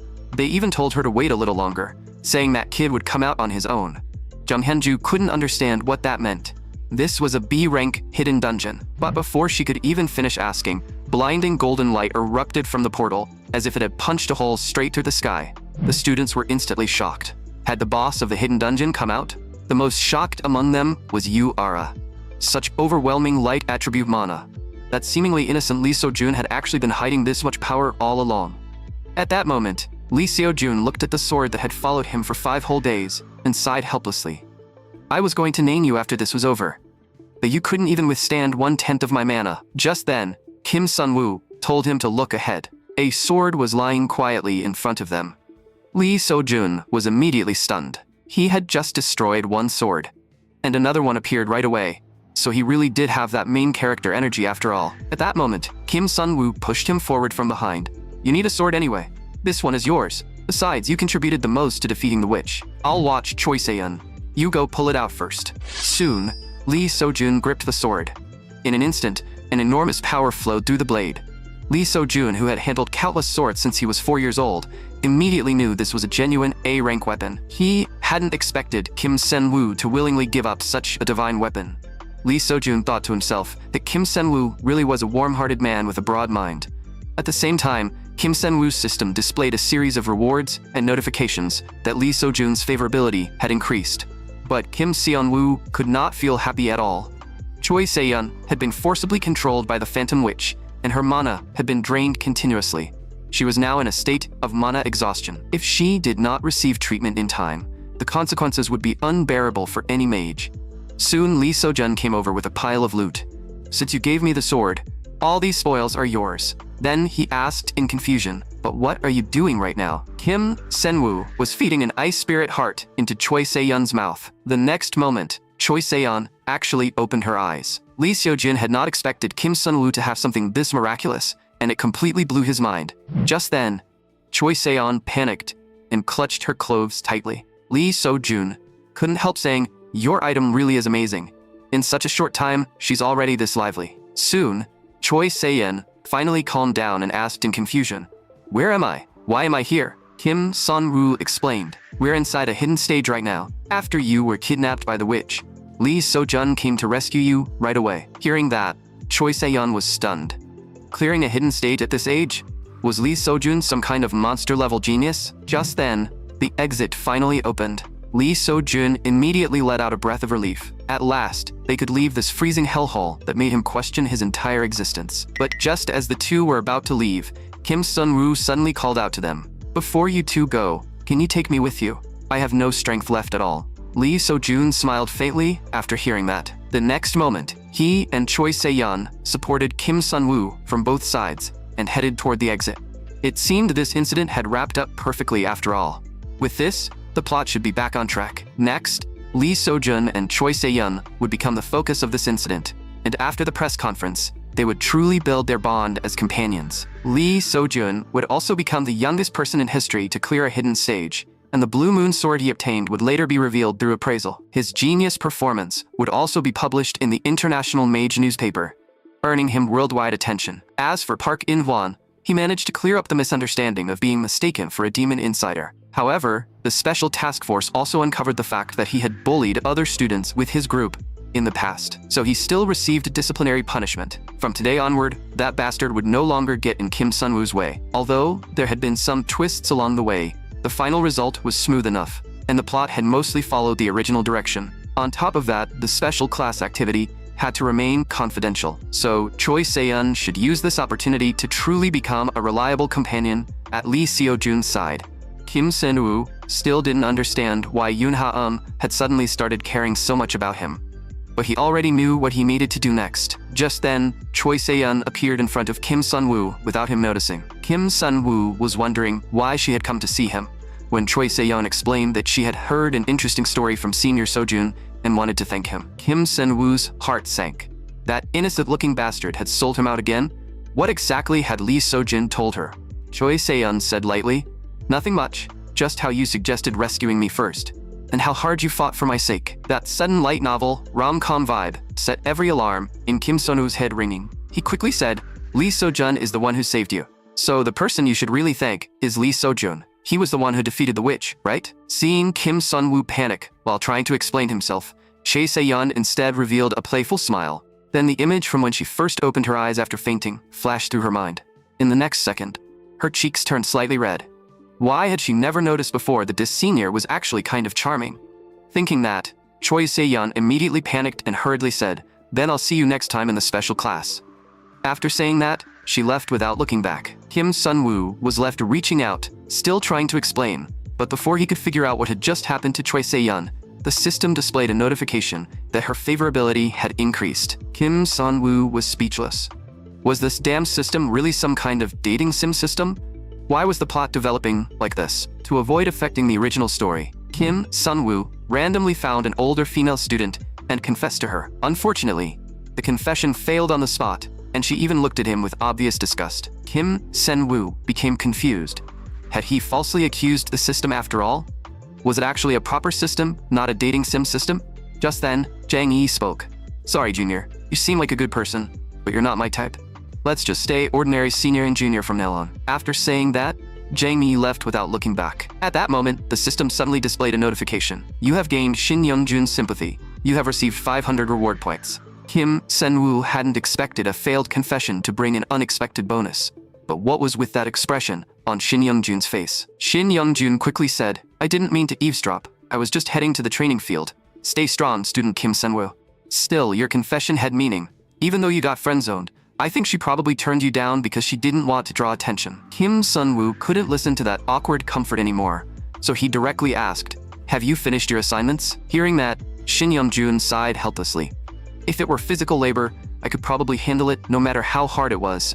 But theory just refuses to enter my brain, no matter what I do. Maybe we were never meant to be together." Kim Sun-woo said, "If you need help, you can come to me." Shin Young-jun instantly brightened. "Really? I can? Of course. Why not? But I have one condition." The next day, a massive piece of news blew up across the school. Even Kim Sun-woo hadn't expected the situation to get this out of hand. All he did was have someone post a flashy declaration on the school bulletin board, staking his claim on senior Jang Yi. Even the teachers were stunned when they heard about it. Were students these bold now? Was this what youth was all about? Yoon Ha-um also hadn't expected Kim Sun-woo's type to be an older woman. But Yu-ara had a different opinion. Based on what I know about him, he doesn't seem like the type to do something like this. So I'm sure it was just someone else's prank. Yoon Ha-um's eyes immediately lit up. "Really? Then does that mean I still have a chance?" Kim Sun-woo was completely dumbfounded. He had already gone this far, so why did they still think someone else had pranked him? Sure, he hadn't personally done it, but he was the one who asked Shin Young-jun to set the whole thing up. Shin Young-jun also felt like things had gotten a little out of hand. "And don't you think this kind of backfired?" Kim Sun-woo said out loud, "I really didn't expect it to get this serious. Still, thanks to you, I was able to express my feelings clearly, so I should thank you." But inwardly, he was impressed. As expected of Shin Young-jun, he certainly hadn't let him down. Just then, Jang Yi arrived. As expected, the moment she saw Kim Sun-woo, her face filled with absolute disgust. Kim Sun-woo was thrilled. She could be disgusted all she wanted. As long as he kept getting tangled up with her, she wouldn't be able to hurt Lee Seo-jun. Besides, a confession this over the top would only make people see him as an attention-seeking clown. What normal person confessed like this? His image was already ruined anyway, so he had nothing to lose. Thinking that, Kim Sun-woo gave Jang-mi and her group a wink he thought was incredibly charming. Jang-mi and her group looked utterly shocked. They simply could not understand how someone this shameless could exist in the world. Kim Sun-woo was the one who felt exasperated. All he did was wink. Did they really have to react that strongly? Someone beside her quickly said, "Let's get out of here."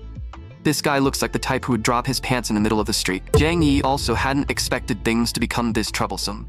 If this kept up, she would never be able to get close to Lee Seo-jun. It seemed she would need to find a chance to quietly get rid of Kim Sun-woo. After Jang Yi and her group left, Kim Sun-woo began reviewing the next part of the plot. If he remembered correctly, the next major event was about to begin. Meanwhile, over at the Enguk Museum, staff members were announcing closing time. They reminded the visitors to take their belongings and leave as soon as possible.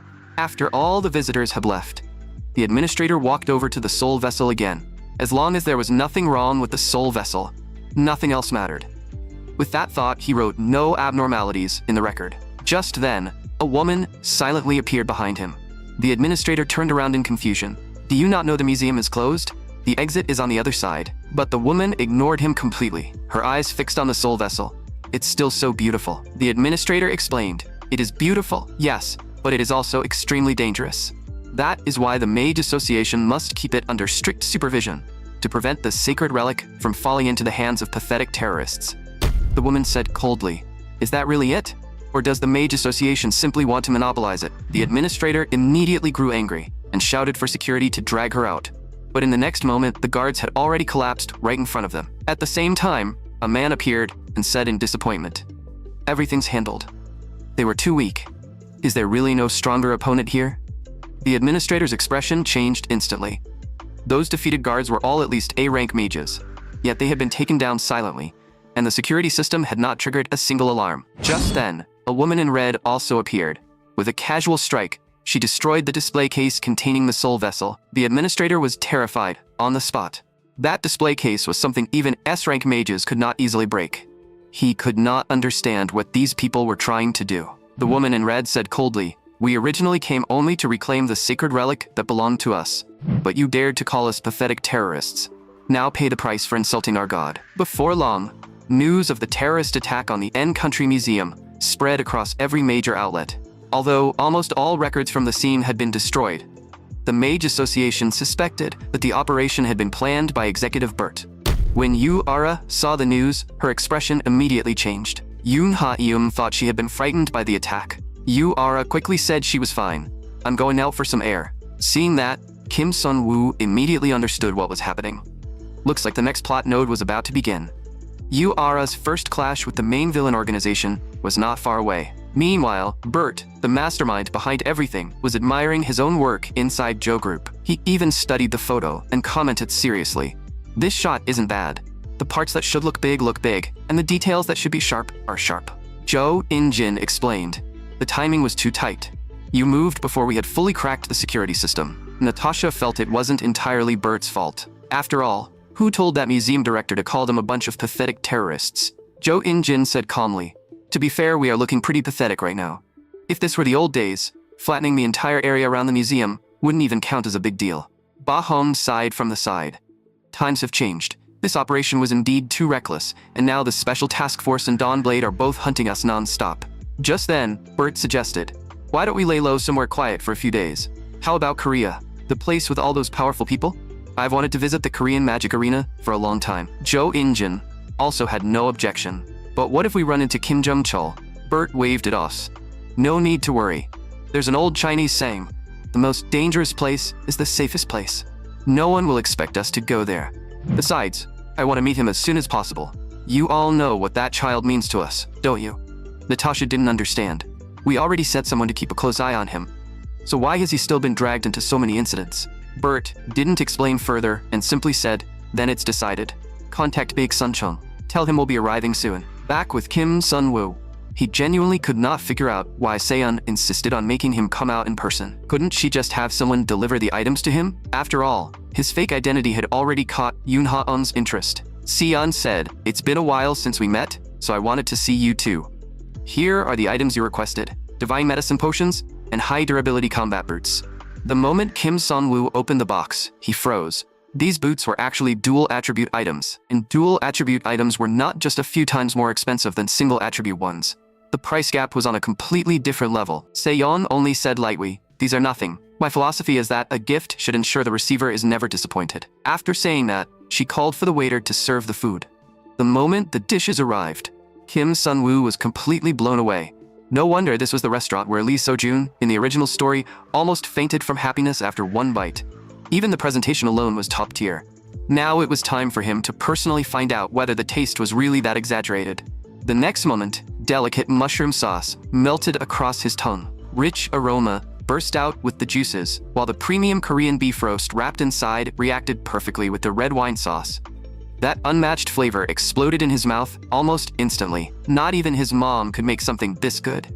This had to be what heaven tasted like. Just then, Seon said from beside him, "I had the same reaction when I first came to this restaurant. Looks like inviting you here was worth it." Before long, Kim Seon-woo had completely wiped out everything on the table. After finishing the meal, Kim Seon-woo put down his utensils. "After being treated this warmly, I can't exactly just sit here shamelessly and do nothing." Seon calmly said she didn't need any repayment and she wasn't short on money anyway. Kim Sun-woo asked, "Then what if I offer something more valuable than money? You looked troubled earlier. It's because of a terrorist threat, right?" Seon's expression changed instantly. Even the media didn't know about that yet. She couldn't understand how Kim Sen-woo knew. Kim Sen-woo put on a mysterious act. "Let's just say I have my ways. Now tell me what exactly happened." Seon stayed silent for a moment before finally sighing. "It's all because of Organization Joe." Ever since news about Organization Joe had been exposed, the national crime rate had shot up. But Kim Sun-woo knew very well that this had almost nothing to do with Organization Joe. The real culprit was an alchemist operating in the underground world, Jo Sum-hoon. With that in mind, Kim Sun-woo gave her a hint. "You should check the recent financial status of your company's security staff. I think you'll find something interesting." After that, the two walked out of the restaurant together. Kim Seon-woo was still a little worried. He had revealed so much information he technically shouldn't know. Would that make Seon suspicious of him instead? But in the next moment, Seon directly extended an offer to him. "If I had your help, I wouldn't lose the competition against my brother. You don't need to worry about compensation either.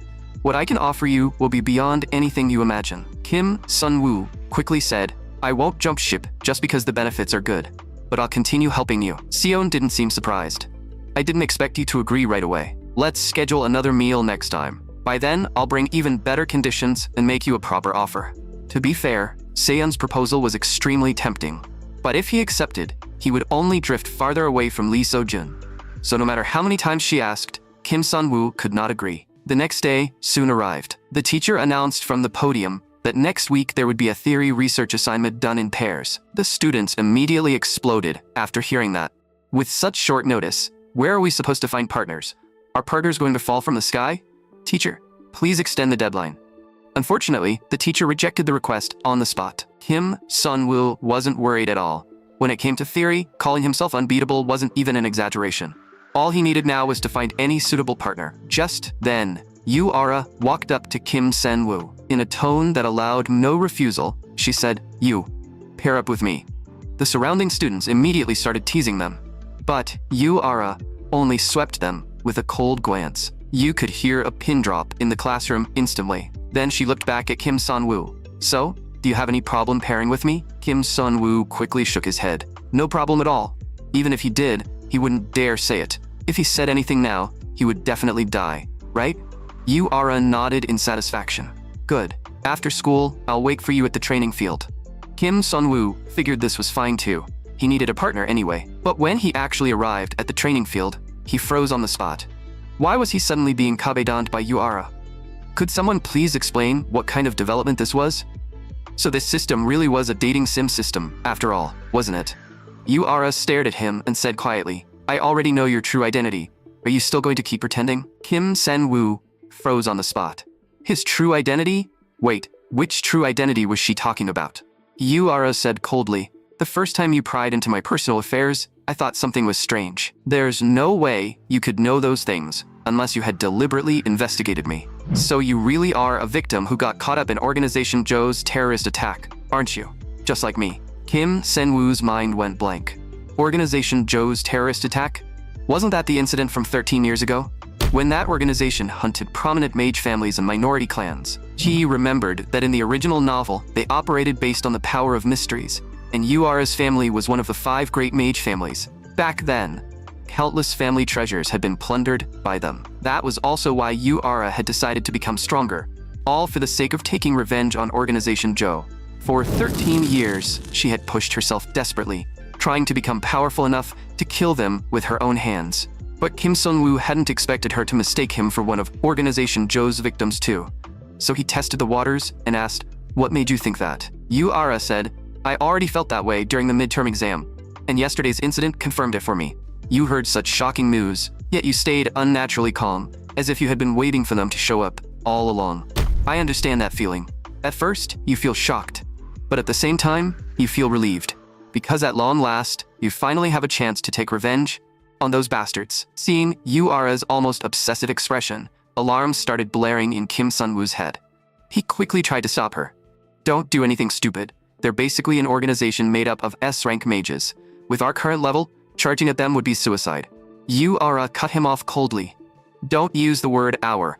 Do you know how many victims of Organization Joe there are in this world? I know you lost something precious because of them too. But you can't understand what I endured over the past 13 years. No one can understand my pain." Just as she finished speaking, Urara suddenly noticed the scars on Kim Sun-woo's wrist. In that instant, she felt like she understood everything. Weren't those the marks of his desperate training for the day he would finally face them? Just then, the system displayed another notification. "You have gained Urara's sympathy." Urara said quietly, "I'm sorry. I brought up your painful memories, though I know this hardly counts as a real apology. But I'll do my best to help you complete tomorrow's assignment." Kim Sun-woo was even more confused. Was now really the time to talk about assignments? Just from her expression, it was obvious she had taken this misunderstanding in a wildly wrong direction again. He quickly said, "Let's put the assignment aside for now. Let's talk about revenge instead. Do you remember the first day of the semester? I really did think you were better than the 2 people on stage. When I said you were stronger than them, I wasn't just saying empty words. If you trust me, I can definitely help you become even stronger than you are now." You saw how much Yoon Ha-eun changed, didn't you? As soon as he finished speaking, Urara tossed him a bottle of ointment. "Take care of the wounds on your hand first, and revenge has no meaning unless I carry it out myself." After saying that, Urara turned and left the training field. In Urara's mind, Kim Sun-woo had clearly been training desperately for revenge. But when she thought about how miserable he had been at the start of the semester, he seemed far too pitiful. So she would end this revenge herself. She would not let Kim Sun-woo get dragged into this incident again. After that, Urara went to find her older sister. "Why are you so against this? You know I want to take revenge on them with my own hands too. Just like the Special Task Force and your Dawn Blade." Her sister stayed silent for a moment before asking softly, "Do you really want to know why, Era?" "Because I want you, my only remaining family, to live a happy life." Night soon fell. Although the whole day had been a mess, Urara, who usually avoided deep communication with others, had actually opened up to Kim Sun-woo and shared her past. In terms of character route progression, that was a huge step forward. The problem was that she had mistaken Kim Sun-woo for a victim of Organization Joe. What was he supposed to do about this misunderstanding? As for the wound on his hand, it was actually something he had inflicted on himself to gain the adaptation trait for the dagger he obtained from the hidden stage. But if he explained that, would anyone actually believe him? What normal person would believe someone sliced up their own hand just to adapt to a weapon?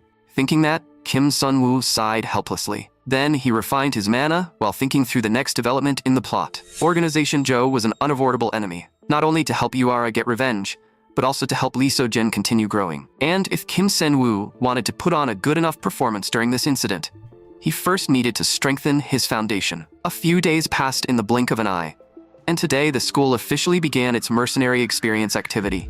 It was one of the students' elective field experience programs. Students had to form teams, accept missions from mercenary groups across the country, and assist them for the next 3 days. According to the original plot, Kim Sun-woo's group would be assigned to help the large mercenary organization Black Flame with an escort mission. As for why they had traveled all the way out here, the reason was simple. Lee So-jun, that innocent-looking protagonist, had been personally requested by the client. The problem was that the troublesome senior, Jang Yi, was also in this group. With so many experienced mercenaries around, she probably wouldn't dare attack Lee So-jun. But just to be safe, before they reached the destination, Kim Sun-woo had to keep a close eye on her and make sure she never got near Lee So-jun. Thinking that, Kim Sun-woo gave his perfect plan a big mental thumbs up, then picked up a bottle of water and handed it to Jang Yi. Jang Yi rejected it without even wanting to look at him. Kim Sun-woo immediately asked, "Then do you want a towel to wipe off your sweat?"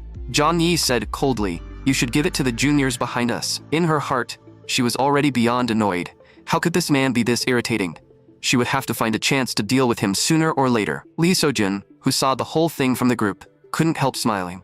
It seemed those two were close to making it official, and clearly, it was all thanks to his efforts behind the scenes.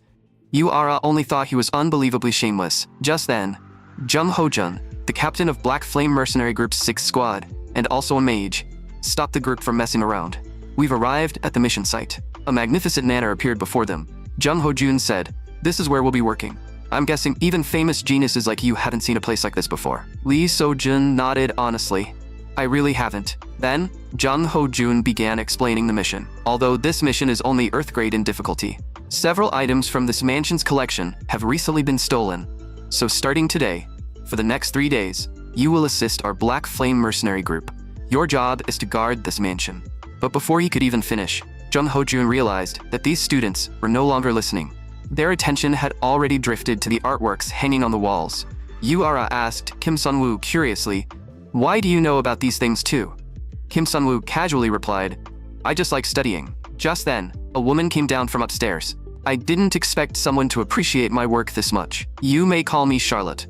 I am also the client who specifically requested Lee Seo-jin for this mission. I look forward to working with all of you students from the Magic Military Academy for the next 3 days." Her true identity, however, was Executive Burt of Organization Joe.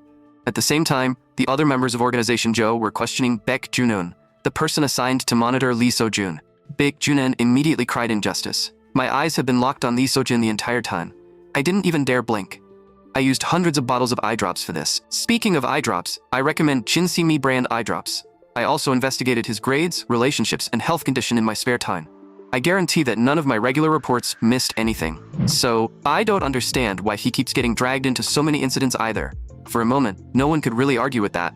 They were not completely unreasonable people after all. Since things had already come to this, let's just dig in first. Baek Junun sighed helplessly.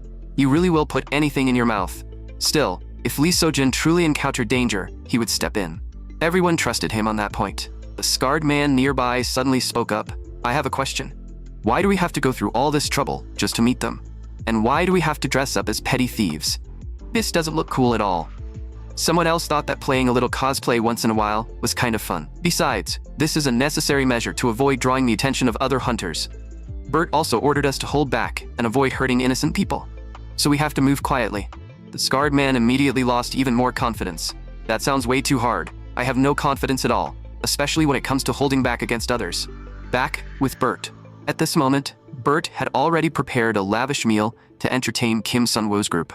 She also smiled and told everyone not to feel burdened, since they might be going through some hardship over the next few days. Lee Seo-jun hadn't expected to enjoy such a feast while taking on a mission, and he immediately felt healed. Kim Sun-woo had already started digging in silently on the side. Free food was free food. Still, as he ate, he couldn't help thinking that it didn't taste as good as the meal he had with Han Se-yeon. At the same time, he began thinking through the next part of the plot. Although they were currently inside the enemy's base, ironically, this place was a rare safe zone for now. A few hours later, members of Organization Joe would disguise themselves as thieves and infiltrate the mansion. Their goal was not to cause panic, but to test Lee Seo-jun, that special existence. If someone like Jang Yi saw their true faces, they would be executed on the spot. Jang Yi could not understand why Kim Sun-woo was smiling so terrifyingly. And why was he staring at her while smiling like that? Just then, Executive Burt suddenly spoke from the side. "Looks like I can finally relax tonight. Not only are you the youngest A-rank mage, but you've also cleared a hidden dungeon." Then she glanced toward Kim Sun-woo, who was sitting nearby. "Is he the person you saved back then?" Lee Seo-jun nodded, looking slightly guilty. Kim Sun-woo was completely confused. How had the conversation suddenly shifted to him? Burt then brought up Choi Se-yeon, who had been with them at the time. Lee Seo-jun explained that she had some family matters to deal with, so she couldn't join them this time. Hearing that, Burt revealed a meaningful smile. "What a shame. With talent as incredible as yours, your family must be very happy and proud of you." But when Lee Seo-jun heard that, his expression darkened slightly. "I wish that were the case. But I don't have a family. It's not that they left me or anything. I just don't even know what kind of people they are. Still, If my family really exists somewhere, I hope they can be proud of me. Bert quickly looked apologetic. I'm sorry. I got carried away and asked something very rude. But I do understand that feeling a little. I'm an orphan too. As she spoke, her small hand lightly rested on Lee Seo-jun's hand. But I don't let that discourage me, because I believe family can be created for yourself. So from here on, let's work hard together. The dinner ended in that seemingly warm atmosphere. Afterward, Lee Seo-jun began assigning everyone's tasks. The general arrangements were already set, so each person only needed to patrol their assigned area. Johnny tried to find a chance to pull Lee Seo-jun aside and whisper a few words to him. But in the very next second, Kim Sen-woo swooped in and snatched him away. When Senior Jang Yi saw Lee Seo-jun being taken away by Kim Sun-woo, her expression turned terrifyingly fierce. Seeing that, Shin Young-jun was stunned. Was this the legendary love triangle? Thinking of that, Shin Young-jun couldn't help sucking in a cold breath. What kind of melodramatic soap opera was this? Then he looked at Yu-ara beside him and asked quietly, "What do we do now?" You saw that woman's expression just now, right? Yu-ara thought he was talking about the way Bert had touched Lee Seo-jun's hand, so she snapped back. "You're asking me? Who am I supposed to ask?" After saying that, she left without looking back. Meanwhile, Kim Sun-woo was explaining some ways to make patrols more efficient to Lee Seo-jun. In truth, those methods were especially useful. But as long as they could move Lee Seo-jun away from places where accidents might happen, that was enough. After finishing, Kim Sen-woo casually asked, "Anything you don't understand?" Lee Seo-jun stayed silent for a moment before saying, "There's something I don't understand, but it's about you. When you were learning manifestation magic, your mana was clearly lacking. But in the hidden stage earlier, you fought like you had unlimited mana. And that style of casting magic head-on while precisely targeting the enemy's weak points reminds me of someone. From your appearance to your combat style, you're just too similar to him." Kim Sun-woo's heart tightened, and he quickly explained, "Don't misunderstand. I'm just a small fry. Don't go mistaking me for that mage." Lee Seo-jun looked confused. "What are you talking about? That mage is the hero who cleared the hidden floor of the tower and subdued a demon alone. He has to be more than 10 times stronger than you. What I'm actually curious about is who taught you that combat style. And you told me not to hide my power, so why are you hiding your own strength?" Kim Sun-woo was just about to explain when Yu-ara also walked over. He isn't hiding his strength. He has no other choice. Seeing Yu-ara appear too, Kim Sun-woo's heart sank. Looks like things were about to spiral out of control again. Lee Seo-jun turned to Yu-ara and asked what she meant. Yu-ara explained, "In certain cases, psychological factors can lock a person's magic release pattern in place, creating a major gap between mana capacity and actual output. To put it simply, Kim Sen-woo isn't improving himself right now. He's recovering the ability he originally had." The moment she said that, the system immediately displayed a notification. "You have gained Lee Seo-jun's admiration." Kim Sun-woo froze on the spot. Seriously? Yu-ara's explanation was that far off, and somehow it still worked?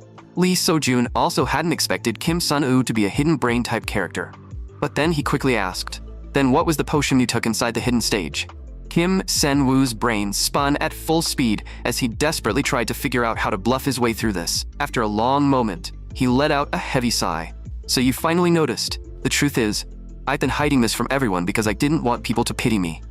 After barely squeezing out a few tears, Kim Sun-woo immediately turned around and sprinted back into the villa. Looks like he had managed to dodge the question again this time. Thinking that, Kim Sun-woo sighed again. Still, this villa really did have a ridiculous number of valuable items, and this villa was only one of Executive Bert's many hideouts across the world. Were all villains this rich? The crazier part was that these items were not even Bert's true wealth. Her truly precious collections were kept separately in some secret location. Thinking of that, a sinister smile slowly curled across Kim Sen-woo's face. Then, he bought a low-grade mana concealment potion from the shop. Right now, everyone was focused on their own tasks, so no one knew that the real thief had already slipped into the mansion. It was time for some righteous wealth redistribution. After Kim Sun-woo left, Lee Seo-jun and Yu-ara were still watching his back. Yu-ara couldn't help asking, if Kim Sun-woo wasn't hiding his strength, what rank would he actually be? Lee Seo-jun thought for a moment. "I can't say for sure, but in our class, I think he would be at least around 15th. Yu-ara sounded disappointed. "I thought you understood his strength better than anyone. Looks like I overestimated you." After saying that, she also turned and left. What Yu-ara did not know was that the 15th place Lee Seo-jun mentioned was not Kim Sun-woo's ceiling, it was his floor. Possessing a massive amount of mana alone did not make someone an excellent mage. But if that person had both enormous mana and extremely precise magic control, and if that was Kim San-woo's real ability, then he was truly terrifying. Just then, a faint sound of footsteps interrupted Lee So-jun's thoughts. Jang Yi appeared before him, back with Kim Sun-woo. He was preparing to activate Outsider Privilege and analyze the magical defense in front of him. Outsider Privilege could indeed analyze any magical structure, but a restriction personally set up by Bert would not be that easy to undo. More importantly, Bert was extremely powerful. Inside this villa, even the slightest mana fluctuation could be noticed by her. Thinking that, Kim Sun-woo bought a low-grade mana concealment potion from the shop. Its effect was to hide the mana flow produced by C-rank and lower magic for 10 minutes. Now, it was time to see whether Bert's eyes could be fooled. With that thought, Kim Sun-woo activated Outsider Privilege. Before long, the magical defense in front of him was successfully dismantled, and the hidden door inside the grandfather clock slowly opened. The moment Kim Sun-woo stepped inside, he was stunned by the dazzling collection of treasures. He knew villains were rich, but he hadn't expected Bert to be this rich. There was even the latest unreleased senior club art book inside. Now, all of it belonged to him. Meanwhile, on the other side, a member of the mercenary group suddenly felt that something was off. They said this place was frequently robbed, but tonight it was far too quiet. And when he had inspected the surroundings earlier, this area was clearly still a monster activity zone. As long as someone strayed even slightly from the main road, they could run into high-level monsters roaming everywhere. Even if those thieves were after the artworks, there was no need to take such a huge risk. Hearing that, the mercenary captain shook his head. We're just here to get paid and do the job. Just treat it like an insurance scam staged by the client. Instead of guessing what the client is really after, you should spend more time thinking about how to recruit Lee So-jun. But the squad member asked back, Captain, do you really believe that?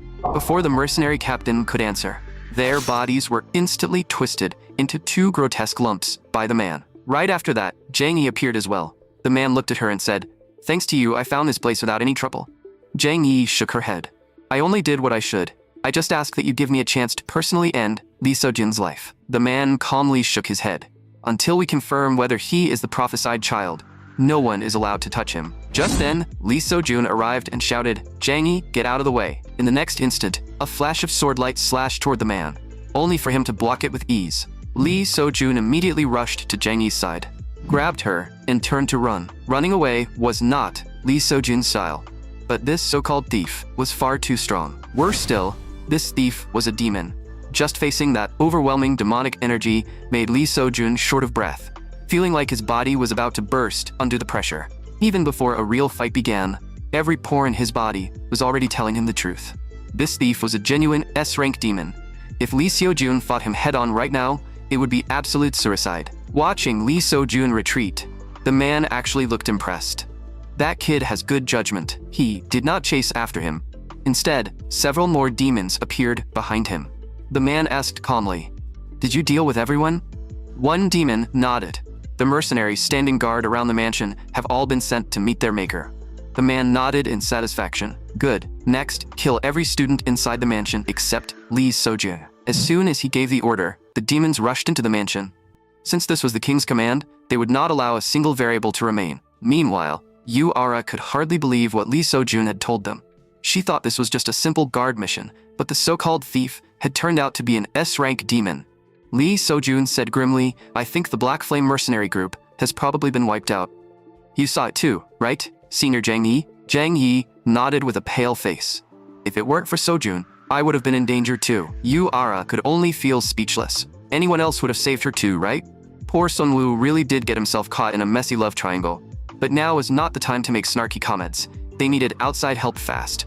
The problem was that Miss Burt had gone out earlier to buy academic supplies, and they were deep in the mountains, with no phone signal at all. Lee So-jun thought they should ask Kim Sun-woo what to do. But after calling him several times, no one answered. Disaster was literally knocking on their door, and that guy was still sleeping like a log? Yu-ara instantly felt her anger rising. But when they checked the bed, Kim Seon-woo was nowhere to be found. Lee So-jun's expression tightened. Where had he run off to at a time like this? The outside was crawling with demons. If he ran into one, he was finished. With that, Lee So-jun immediately rushed outside. Back with Kim Sun-woo, having successfully looted the treasure room, his face was glowing with uncontrollable joy. He never thought that in this life, he would actually get to see the latest senior club art book. This trip had been completely worth it. No need to thank him. He was simply helping Executive Bert liquidate her inventory.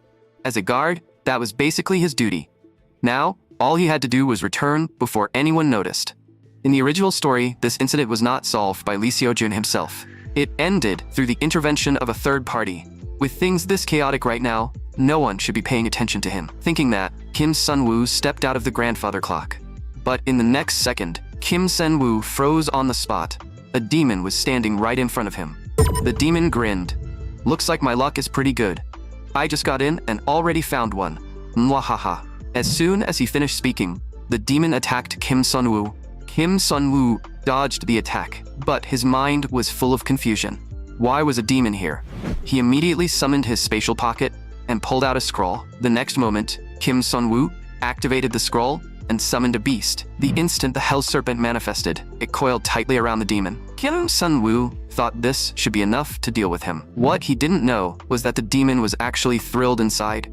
He had thought this would be a simple mission, but somehow he had even stumbled into a bondage package. But in the next second, he was no longer thrilled, because the hell serpent's jaws were already about to swallow his head. At the critical moment, the demon sneered. "You think I'll tell you? I'd rather jump off a cliff, get eaten alive by the snake, or drop dead right here than answer a single question of yours." But before he could finish talking, Kim Sun-woo killed him. As expected, these villains only knew how to run their mouths, without saying anything useful. Still, the fact that demons had already reached this place meant the guards and mercenaries outside the mansion had probably been wiped out. Thinking that, Kim Sun-woo's heart sank. This guy was only B rank. There was no way he could silently eliminate those experienced mercenaries on his own. That meant there were more demons here, and stronger ones too. There might even be an S-rank demon among them. Maybe that man had come personally, the king's most trusted aide, the one the demons called Lord Sumjin. Kim Sun-woo couldn't understand where the plot had gone wrong again. But one thing was clear. He absolutely could not let Lee Seo-jun clash with those people head-on. Meanwhile, on the other side, at this moment, Shin Young-jun's group had already been attacked by demons. But after trying for a long time, the demons still couldn't break in. This infuriated the demons, but there was nothing they could do. The entrance was too narrow, harder to penetrate than Senior Insoon from the club art book. So they couldn't all rush in at once. Just then, the demon mage suddenly gathered magic in his hand. "Why are we wasting time with them? I'll just blow this place open with one spell." As he spoke, he hurled the spell straight at Shin Young-jun. Seeing that, Shin Young-jun's heart went cold, thinking his goose was completely cooked. But just then, a fireball shot out from inside. The fireball not only erased the demon's spell, but also blasted a large number of demons to death. Shin Young-jun was dumbfounded. "If you had power like that, why did you make me stand in front, and couldn't you warn me before attacking? What if you accidentally hit me?" Yu-ara replied calmly, "I believed you could dodge." Still, even Yu-ara herself had not expected that spell to be so powerful. It seemed her focused training had finally started paying off. But that level of firepower still wasn't enough to deal with so many demons. Just then, the demons who should have been dead started standing up again. Before long, they launched another attack at Shin Young-jun's group. Seeing that, Shin Young-jun immediately stood in front of the two girls and said with a serious face, "Senior Johnny, I'll definitely protect you." But he had no idea that behind him, Johnny was already circulating mana through her body, preparing to ambush them from behind. As long as she killed these two first, she could find Lee Seo-jun and repeat the same trick. With that thought, Jang Ni attacked the two of them from behind. But at that very moment, a blinding flash of sword light erupted ahead. The sword light swept through the corridor, swallowing every demon in its path, almost instantly. In that moment, it was as if they had never existed at all. Only the deep trench carved across the corridor floor served as a reminder that what had just happened was no illusion. Rewinding a bit, Lee Seo-jun had rushed out of the room to look for Kim Sun-woo out of worry. But even after searching almost the entire mansion, he could not find a single trace of Kim Sun-woo anywhere. An ominous thought flashed through Lee Seo-jun's mind. Had Kim Sun-woo already been killed by the demons? Just then, the demon leader Chen Zhen appeared before him. Chen Zhen sneered. "I knew that if I waited here, you would come to me on your own. Draw your sword, Lee Seo-jun. Before you die, I'll give you a chance to duel me." Lee Seo-jun was filled with anxiety, knowing very well that this enemy was not someone his current self could defeat. Even the hand gripping his sword had started trembling. But even so, he couldn't just turn and run. If he gave everything he had, maybe he could escape. But everyone else would definitely die. With that thought, Lee Seo-jun hardened his resolve. It seemed there was only one thing left to try. The next moment, Launching himself forward on his flying sword, he charged straight at Chen Zhen. But his attack was easily blocked by Chen Zhen's greatsword. Chen Zhen said calmly, "Your sword is still too weak." As soon as he finished speaking, he delivered a brutal kick to Li Sojun. That kick hit like a freight train, sending Li Sojun flying dozens of meters away. Before Li Sojun could even catch his breath, Chen Zhen advanced with his sword again. "You are the most promising mage I've ever seen. If I met you a few years later, even I might not be your match. Unfortunately, you're still too young right now." With that, he thrust his sword fiercely toward Li Sojun. But Li Sojun used a burst of mystical Eastern footwork and barely dodged the strike. Chen Zhen was startled. "I didn't expect you to have learned movement techniques this profound. But dodging alone won't save your life. Stop hiding. Or do you think I'm not worthy of making you use your demon-slaying power?" Li Sojun gritted his teeth. "I have no idea what this demon-slaying power is," Chen Zhen said coldly. "Still playing dumb at a time like this? Why do you think I personally came to this remote place? My king has already determined that you are the legendary prophesied child. All you need to do now is prove it, then die quietly by my hand." Li Sojun replied in a low voice. "Do you really think playing dumb would let me walk out of here unharmed anyway? First of all, I know nothing about this demon-slaying power, or prophesied child nonsense. And even if I did know, I wouldn't tell you." Chen Zhen's anger exploded. "Then take those secrets with you to hell." With that, he raised his greatsword, ready to split Li Sojun in half. But when the blade was just 0.001 centimeters away from Li Sojun's scalp, a sudden tremor of dread pierced Chen Zhen's heart. By the time he realized what was happening, his own body had already been pulverized. Seeing the S-rank demon suddenly torn apart before him, Li Sojun was completely stunned. He had given everything he had and still could not scratch that monster. Yet this spell had done it with ease. What the hell was this magic?